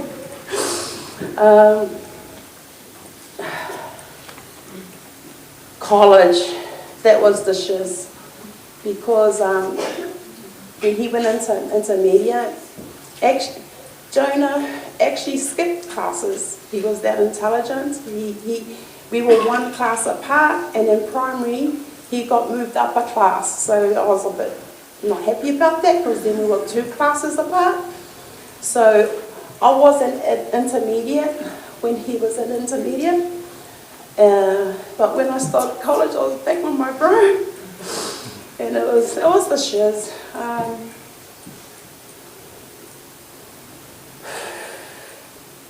He was a bro to everybody. I remember starting college, I'm going, yeah, he's my bro. And people go, yeah, he's everybody bro. And I go, no, he's my real bro. Like, no, we have the same mother and father. Because everyone called him bro. I'm finding out that I had some really good mates to this day from school. And I thought they was me they wanted to be friends with. But knew that if you were my friend, you were going to get bullied because my brother was Jonah. But no, for real, my friends are my friends. There was nothing this man couldn't do. Nothing. Sports, Auckland teams, New Zealand teams, whatever he did, he would take it all the way to the highest level. We did, as you grow older, you know, we go in different directions. Janice, I remember your car. She took the car. No. So again, Glenn's been with our family forever. He's like our brother from another mother. He didn't have a girlfriend, so he took me to the ball. You know, he took me to the ball. And we didn't have many laws back then as we do now, so, you know, you just pile up in the car. You just like this. Jonah took our neighbour across the road. And I'm like, and then, but when he took her there and he ditched it, he just took her for that and then joined his mates and just left her there on her own. And he just wanted to be like his friends. He just wanted to, because I think you took me. He's going, well, take someone else. And then, and then I found out that I said, what happened to Delane last night? He goes, oh, my mates. It was just like he said, oh, all the boys were taking her part. And I thought I'd take her. And yeah, but you've got to take her, bro. And like, you know, but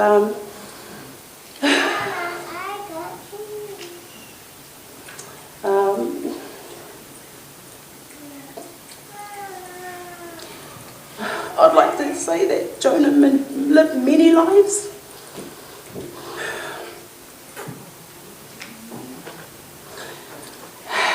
There's a lot of qualities that he had.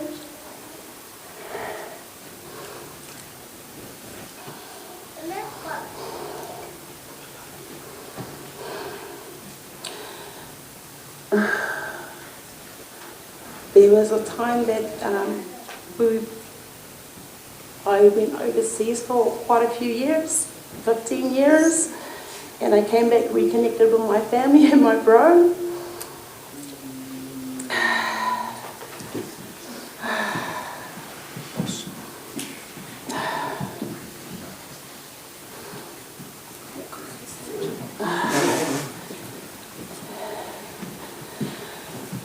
And this is Jonah for you, our relationship. We always bounce things off each other. I really had a passion for books. He taught me how to do cryptic crosswords, and I do them to this day, weekly. My kids hate it because I've got to do it on their laptops.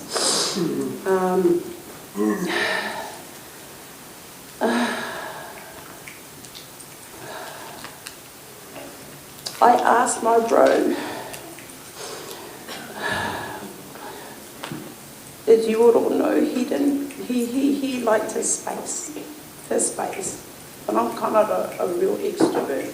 And I used to go, bro, get out, well, get out. And I think he told me, I don't want to go up because I don't want to jeopardize my kids.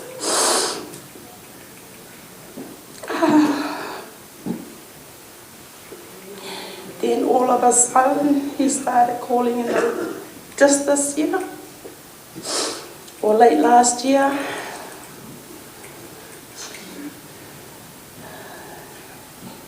He told us of his sickness, and then I think we clicked, Lisa, me and my sister, we clicked, because he kept calling us to go out, and we go, hey, he kept calling us to go out. He says, I found this it's a social at this bar, and me and her are just like, what's happened to him, you know, maybe it's because the four of us are back together or something.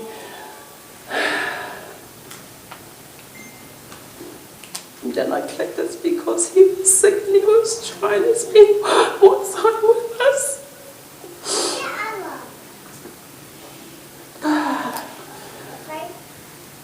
He had a wish list.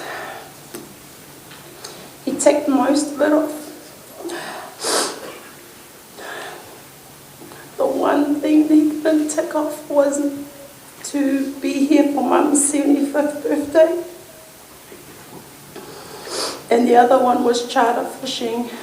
But yeah, he was at that time no longer able to walk.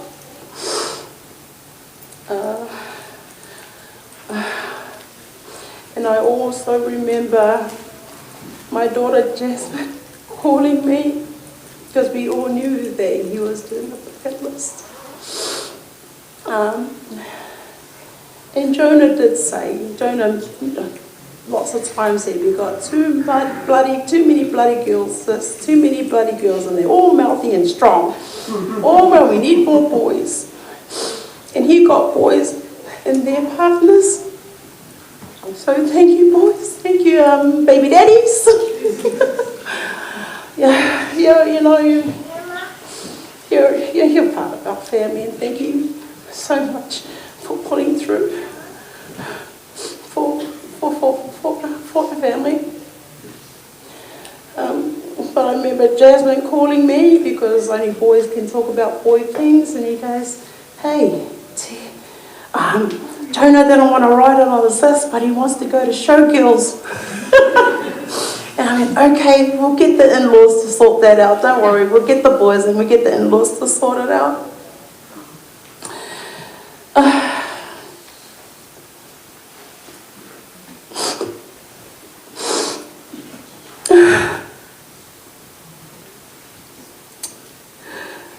Me and my brother, we did talk a lot. But we said a lot to spice it. Our favourite times, we would just sit there and have a beer.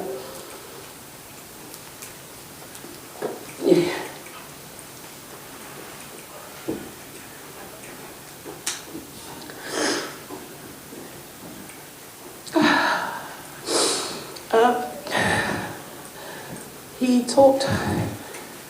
He talked a lot.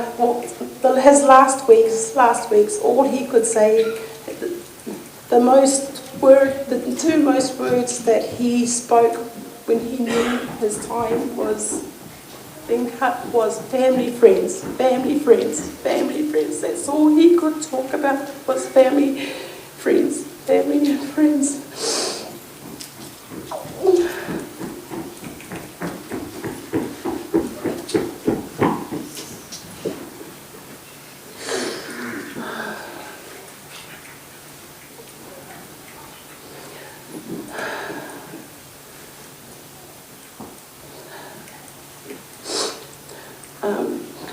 From the bottom of my heart, I'd like to thank everybody that's come through. The outpouring of love, kind words, messages, and gifts have definitely poured our family, given our family strength to do what we've had to do. And I'll leave it at that. If you want any other stories, you can come to me direct, because I can't tell them. Yeah. Okay, thank you.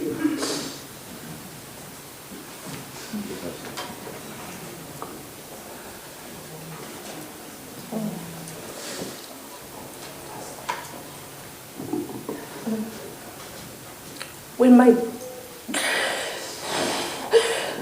dad passed away, I was prepared. But with my brother's passing, I wasn't. When he told us he was sick, I didn't want to believe it. I'm not a writer like my brother. I can't put pen to paper, but I tried my best to write a few things and, share some memories, some really good memories of my brother and me. First, I want to thank God for the gift of my brother, Ioapo Asera Vili, also known as Jonah to many.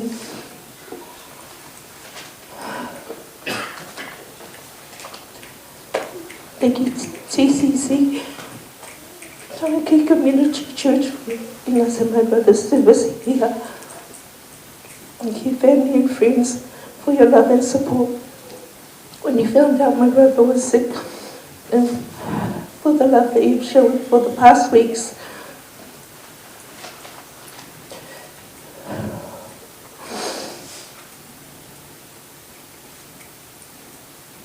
The Bible tells us that there is a time for every season under heaven.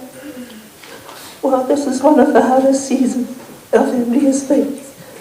I am holding on to the promise that God is close to the brokenhearted. My name is Melissa, and I am one of Ioapo's younger sisters.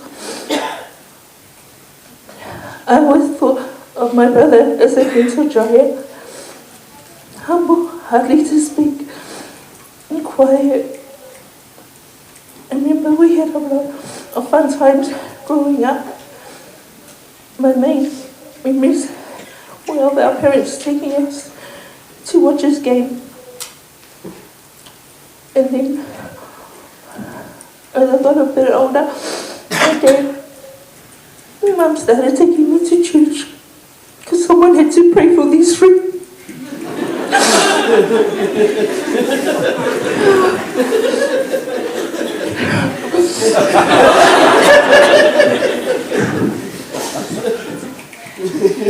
Oh, Ioapo, where's Sola?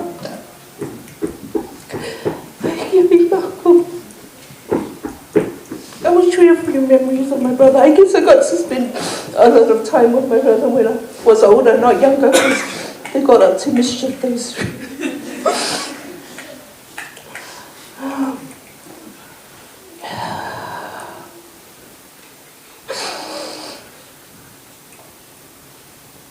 I was thankful, grateful and blessed that he invited me to be a part of one of his bucket list journeys with Afina, Jag, Nico and Yvonne, who I call Omni. He wanted to go visit his Afina and Jag's mum, who sadly passed away 20 years ago. So he had enough strength for that. He wanted to go and he invited me. He invited me to a lot of things that I don't think I would have done had it not been for him. He always used to ring me, and every time I saw his name, I would always answer because I knew he hardly rang me for anything, and it must be important. My brother used to ring me, says, "Can you pick up my shopping?" And it was just that counter. I would give anything to hear him call me again.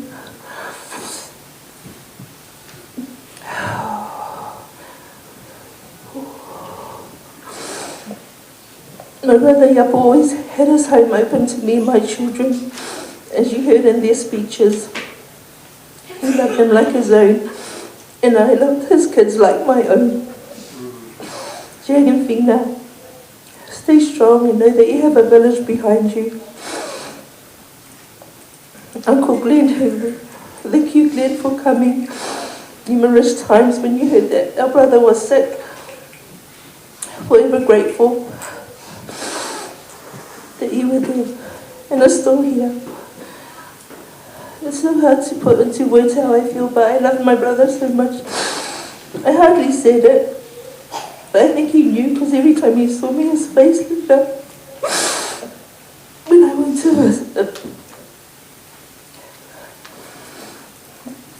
Ioapo. Ia whatasi pe Yesu maoe. Tasi a te oilo pe ele. Ia pe wala. Ia whatasi pe Yesu maoe. Etuma etuma etuma leha amo emoe leha amo emoe ya Yesu ya Yesu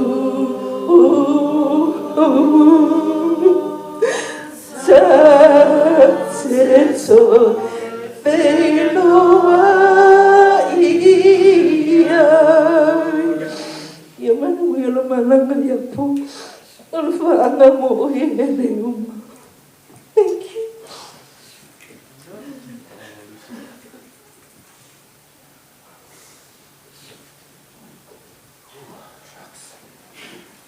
Your singing brings me to tears. Sorry.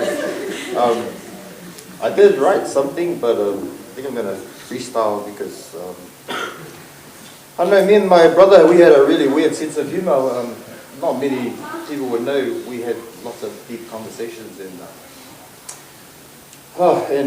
we didn't say much. Well, sometimes we talked heaps and sometimes we just, hey bro, and then spend 5 minutes together. Okay, see you later bro, see you later bro.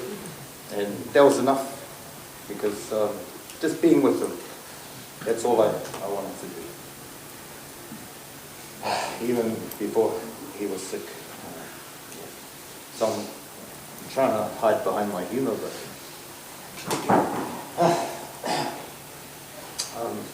where's Ray? Oh, cheer, yeah, Ray, funny guy. Ray, we'll tick off that other one that's on his list. That's left. The what's on his list? What's left on his list? I'll show you guys. You and Jack tick that off. Tick that one off there. Well, my sisters have been talking. I've been looking around and seeing it's just bringing back really good memories. Seeing some faces. Tyson, even my cousin Joseph over there. Joe's kid. I saw Patter at the back. I think Patter's at the back. I see a bit of grey at the back there. I think that's Patter. Lisa Tito. My cousins, Uncle Dicky and Liliaki and Fasingala. It's really nice to see you all. You know, we don't. When you grow up, you lose touch, and it's things like this bring you back together. And said it before, we wouldn't be here together if it wasn't for this man here. We had weird humor. We'd laugh about stuff. We were on the same page when it came to funny stuff. We'd be somewhere and we'd just be laughing at each other. Everyone would go, "Oh, I'm thirsty," laughing at each other. We had our own private jokes. The typical bad jokes, and but he was really quiet, but he was really funny. A lot of people didn't know, that he was into certain things, poetry, and some of his memories. Seeing a lot of the boys, he was a bouncer. He was security and bouncing a lot in town, and I would always go and see him because I wanted to hang out with him. So I'd sit on the door with him, on the other side door. He'd do his thing and let people in and kick people out. And I'd be standing there, and he'd always introduce me to people. And we had a lot of mutual friends, a lot of the same friends, but people didn't know we were brothers. And so some of his mates would come up to me, and Jonah would introduce me, and Jonah would say, "Hey, this is..." His mates would introduce Jonah to me. They go, "Oh, Jonah, this is my mate Tana." And then we would be like, "That's my brother, man." Or then someone would say, "Hey, Tana, this is my mate Jonah." "Jonah, that's my brother." And then and I go, "Yeah." So we did spend a lot of time together, a lot of private time. I guess a lot of times people wouldn't know we were hanging out, but I'd go see him when he was on the doors. He'd ring up, "Come pick me up, go for a feed." Some memories growing up at Pirangi Street. He did have one job. I remember he worked at Montana Wines. I mentioned before, that was probably the only job he had, I think. But you know, it'll come to, he'd work Monday to Thursday, get paid, and then go back to work on Monday. It's one of those ones. He'd always just, once he get paid, that was it. He'd send me to, I think I was about 8 years old, he'd send me to the dairy. You know, back in those days, you could send your little kid, 8 years old, to the dairy, and they could come back with smokes. So he'd always send me, go get me some smokes here. And he'd always give me 20 cents. So back in those days, you know, 20 cents would buy you heaps of lollies. You know, you get 20 bucks a week. Or you give me $1, that's like 100 lollies back then. So the video shop, those are good memories. We'd always go to get videos at Tripoli Road or Pamela or G-VAI. And he loved watching videos. He was a simple man. He lived in the family garage. Pirangi Street, lived in the family shed. As you do, you know, we grew up in the garage and the sheds. Watch heaps of videos, into our martial arts videos, Bruce Lee, all of that stuff, Rambo.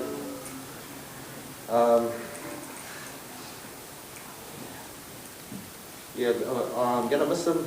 I think we have this tradition, I think probably most of you will know, we take a photo. We take a photo every year, and he won't be in the next one.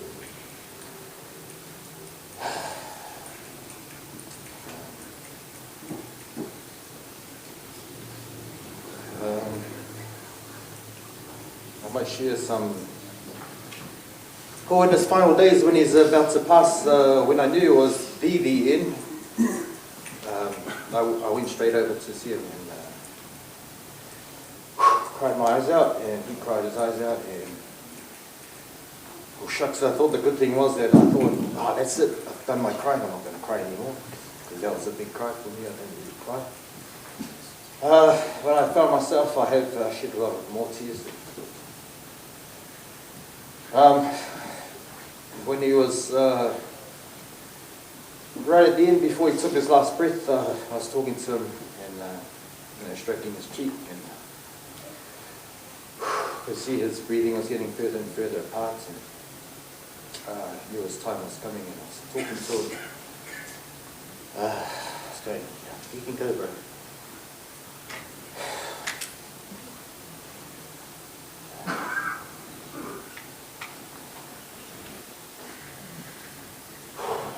Go see Dad.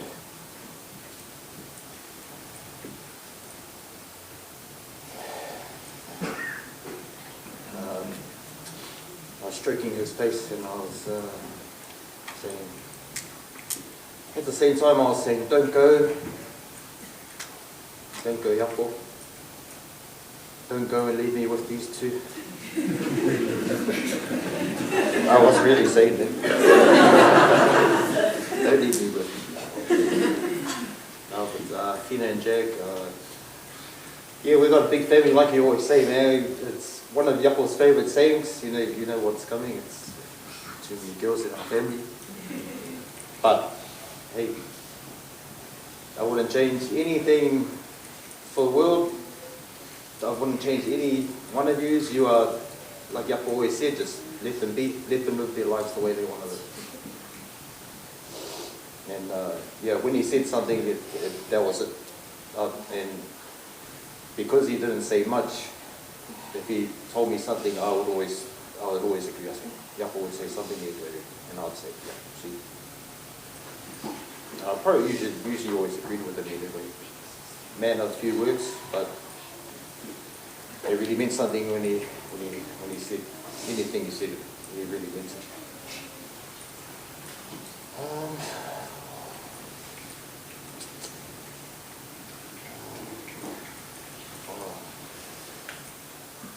Actually, I do said it before, but I really do want to thank all of you for sharing your stories, because it's brought a lot of memories back to myself as well about times that I forgot that I spent with Ioapo and just driving. I never saw him once drive a car. Funny thing was, he usually had a car at home. So now and then there'd be a knock on the door, answer the door. Is Jonah home? Yeah, what's up? He's got my car. He's like, why do you get his car? He's like, yeah, can you ask Jonah if I can have my car back? It happened quite a few times. Like, sometimes, you know, it'll be someone with a black eye or something, they'll knock on the door. Jonas, can I have it back? Or, Ioapo, this guy got a black eye, he wants his car back. Nah. So I probably to come back some other day. Oh, yeah, okay, sweet. So he was funny like that. Yeah, that's quite funny. He never drove. He never wanted to. They usually drove him around quite a lot back in the day. And normally it's just simple stuff, you know. Just go to the dairy, get some smokes, go get videos, nothing. He was a simple man. I'm gonna miss my brother. I mean, Tassi brought it up. It's like, I've got two sisters, but I only got one brother. And I know what gets me through is like, all of his boys are my brothers, all of the boys, all of the cousins are my brothers, sisters, and you know, life goes on, and you don't get to spend as much time together as you do. But it's a good reminder to reach out to your families, your friends and families, and go and visit them, because you never know when it's going to be your last time to see them. So you know, same for Ioapo, you had a few mates just missed before he passed away. Even the day that he passed, get a few texts and messages say, we're on our way to see Jonah. Oh, it's just passed. Or we're flying over to see Jonah. Oh, he's just passed, but come over.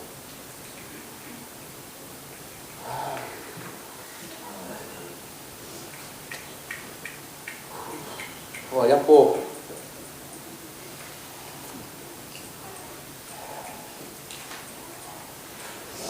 Gonna miss you.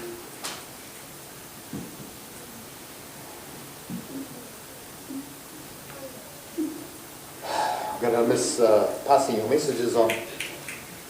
Go tell Lisa this, go tell Tassi that. Twice. Tell Tassi to stop talking. Tell Lisa to stop crying.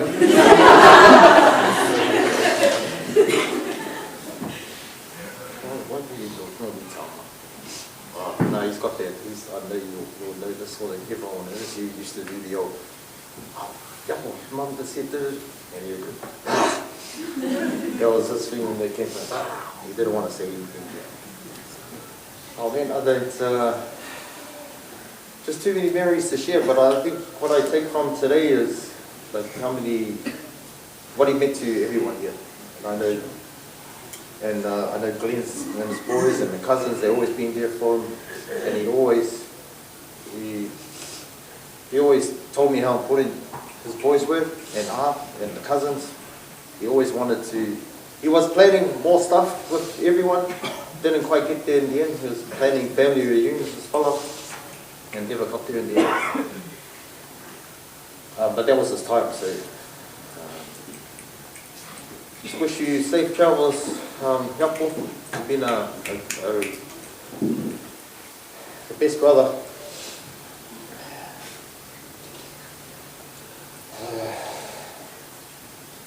And we'll all make sure your legacy lives on, and you'll never be forgotten. And you'll always be remembered. That's all. And from my family, from all of us here, I'd like to thank everyone for being here today. It means a lot. So yeah, come and have a chat, come and see us, come and share more stories after this at the back here.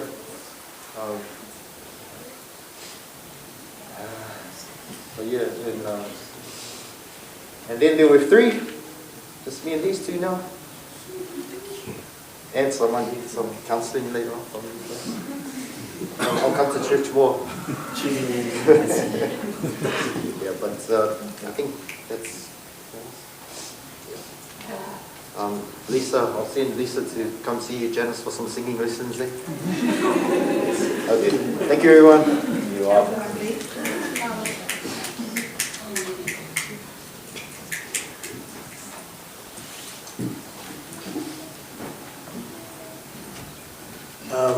Special, Special moments that we get to share, special moments that we get to witness, special moments that you get to see.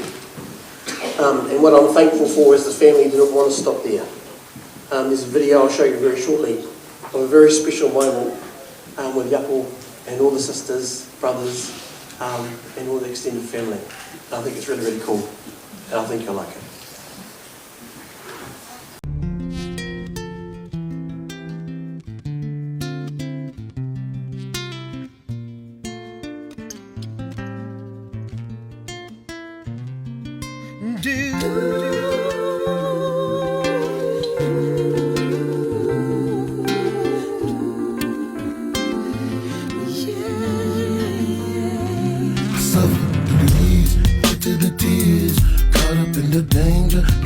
Ghetto seed, anger before reprieve, game of a baller son, won't let them punish me, live my life on the run, mystical harnesses, life in the devil's sin, trapped in my prophecy, deceit before honesty, she was my only friend, caution my enemies, taught me to be a man, promised me anything, gave me the life to lead, lay down and shelter me, walk through the firing line, she even did the time, lied to the prosecutor, sold him the alibi, funneled the dirty money, selfishly crucified. How do I pay the dues? Too much be qualified. Do I deserve the passion and pain she often endure to keep the family pure, away from the hatred taint? Promised a better land. Drop to my knees in prayer, wishing my mom was here. When deep in my heart, I know all I know is life and all is gain. He was my only son, taught him to be a man, showed him the game of life, ballin' the only way. Look at your father's lie, walk through the prince of game, follow my crooked path. Addiction's a human crime, listen to evil tale, see through your maker's eyes, watch for your enemy, keeping them close at hand, die for your wicked ways. Honesty tricks the fool, smile when you're feeling pain, capture the victory, love for the chosen few, power of the baller's plan, rider to heaven comes along with blood and shit, true to the ways of old, bow down, repent, never enter the plea, sentence me graciously, Father I hear you cry, pen to the post of sin, make me a fallen guy, example for all my peers, touch me in time of need, teach me the baller's path, all that you're looking for, or hearing the hustle song, the words of the baller's prayer. Hustling like me, I face the pressure and the pain. When deep in my heart, I know all I know is life and all is gain. Can a hustler like me face the pressure and the pain? When deep in my heart, I know all I've seen is life, the baller's way.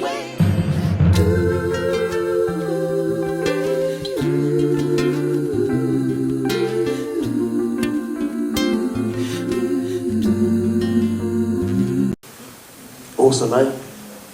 Very, very special. On behalf of TCC, thank you for sharing tonight. Thank you for not just tonight, but all the years before today, where we got to hang with the family, got to hear the stories, got to experience the sapasui firsthand. That was the first feed I had down at Point England when we had a church picnic, was Lote Sapasui. He was a wordsmith, Ioapo, and I've learned a lot from reading his book. I've only got one of many of his published books of works. And I've learned a lot about your family, especially your mum, and the words he speaks to Jag and the words he speaks to your friends. He's still speaking even though he's not here. It's like someone else I know who's still speaking even though he's not here. And he says, "Come to me, all those who are wearied and burdened, and I'll give you rest." You find that in the book. Interesting though, some people might say, "Those are nice words, Anth, but he don't know what it feels like to be sitting in this seat with this. That's God talking, and he don't know what it's like for me, being apart from someone you love." It's nice for him to, he can just go like that and make something happen. Stars, moon. He doesn't get it, what it's like to be ripped apart, and now I'm alone, by myself. He doesn't understand that. I'd like to point you to a little scripture that says, For God so loved the world that he gave his only son. He knows what it feels like to be on these seats. He knows what it feels like when someone you love is not with you anymore. And when you talk and they don't answer. For God so loved the world that he gave his only son, that whoever believes in him will not die forever, but will live with him in eternity. He does understand this side. And he knows what it feels like. Big time. I just want to put that out there. Because sometimes when we hear the God stuff, you go, where's it real, bro? Where does it hit here? Because that's where my mama is right now. And he says, I want to say this to Jag, to the family, and to anybody who is feeling that torn, hurt, pain. I want to point you just to a little scripture. And it says this in Hebrews. I'm giving you the bit before this bit. For we do not have a high priest who is unable to empathise with our weaknesses. But we have one who has been tempted in every way, just as we are, yet he did not sin. And then it says, let us then approach God's throne of grace with confidence, so we may receive mercy and find help in our time of need. Don't know about you, but now's the time of need. And he says, come boldly to me. Not because you earned anything. In fact, nothing because you did anything.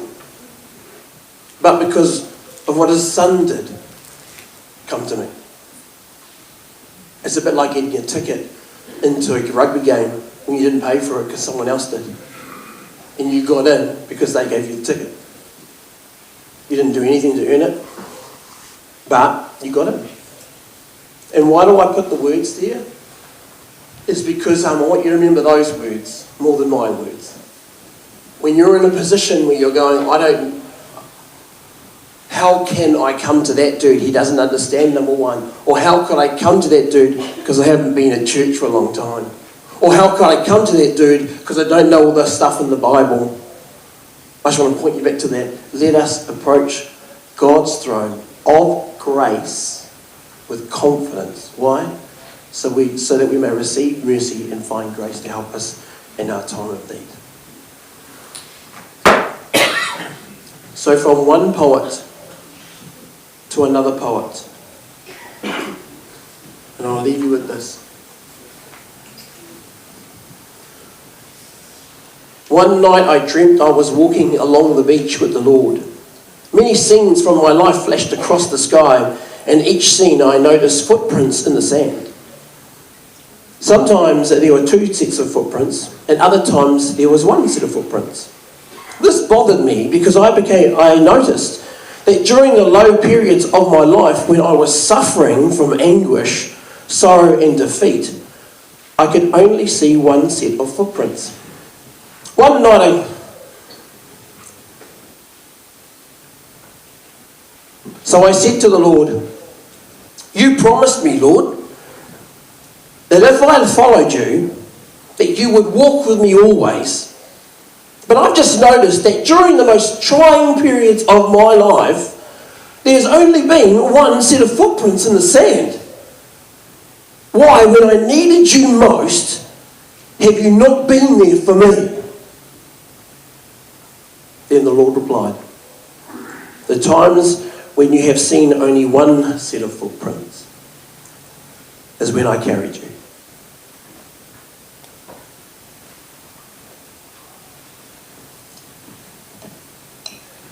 He karoria Tonga tonga ki te whenua Whakaro Pai e ki ngā tangata katoa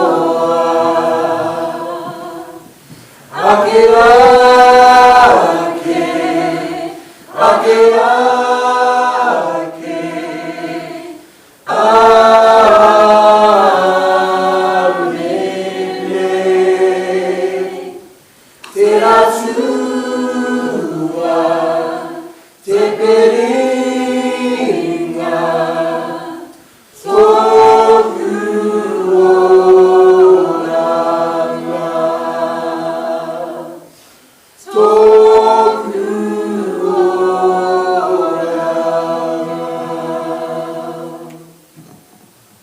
Let me pray as I close.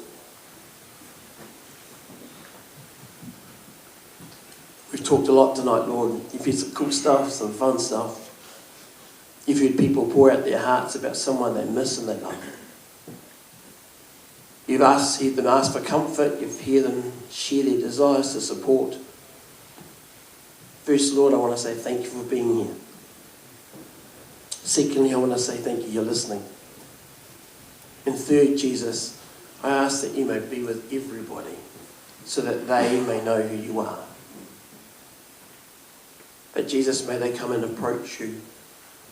May they come and seek your throne of grace so they can hear you talk back, because that's what you love. You love it when you get to talk with your kids, not just when they talk at you. Jesus, I ask in your Son's name, Jesus' name, for your blessing and favour to be upon the family as they grieve, as they still remember. Thank you that they're not alone. Thank you that they've got many, many friends. But also thank you that your Bible teaches us that your Holy Spirit is right there. And you know what it's like. And because of that, you're able to offer us hope, which means I can come to you and ask you for help when it hurts. And tonight, Lord, as we go home and as we maybe have a feed together, help us carry on talking about the stories. Help us encourage each other. And help us, Lord, to be a blessing to one another, I pray. In Jesus' mighty name. Amen. Thank you so much for your sharing tonight. Thank you so much for being a part of tonight, because you were the service, not the other fellas. That was really, really awesome. There's going to be a little bit of supper and food just out there. If you wish to go and have a feed, that's cool. Obviously, there's a lot of catching up to do. I can totally see that. But also, if you want to come and see the bro, you're more than welcome to come and do that as well. But just want to let you know you're welcome. Our house is your house. So please help yourself to what you see. Thank you so much for being here tonight. And on behalf of the family, we wish you a fantastic night. And the service is on Monday at Yahatewa, 12 o'clock. Here at the church if you want to come. And that will be at 12 on Monday here at TCC. Kia ora.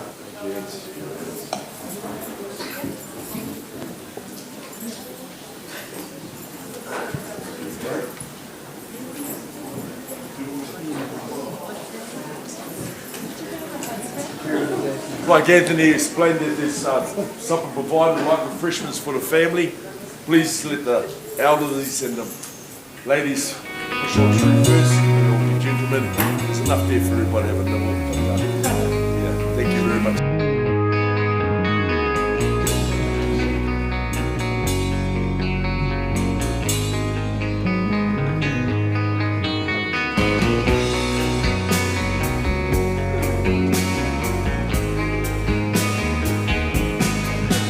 Mama told me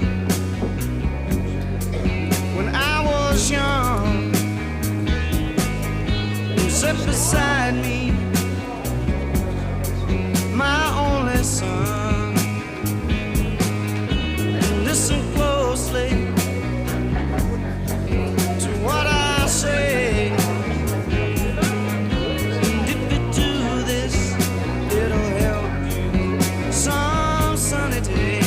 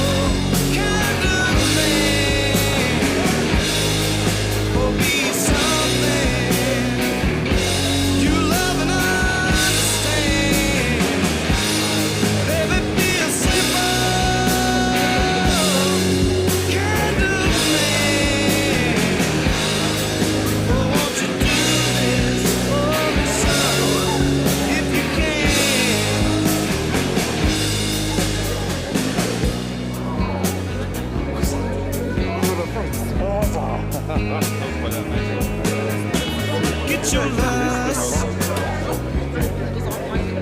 rich man's gold. All that you need is in your soul.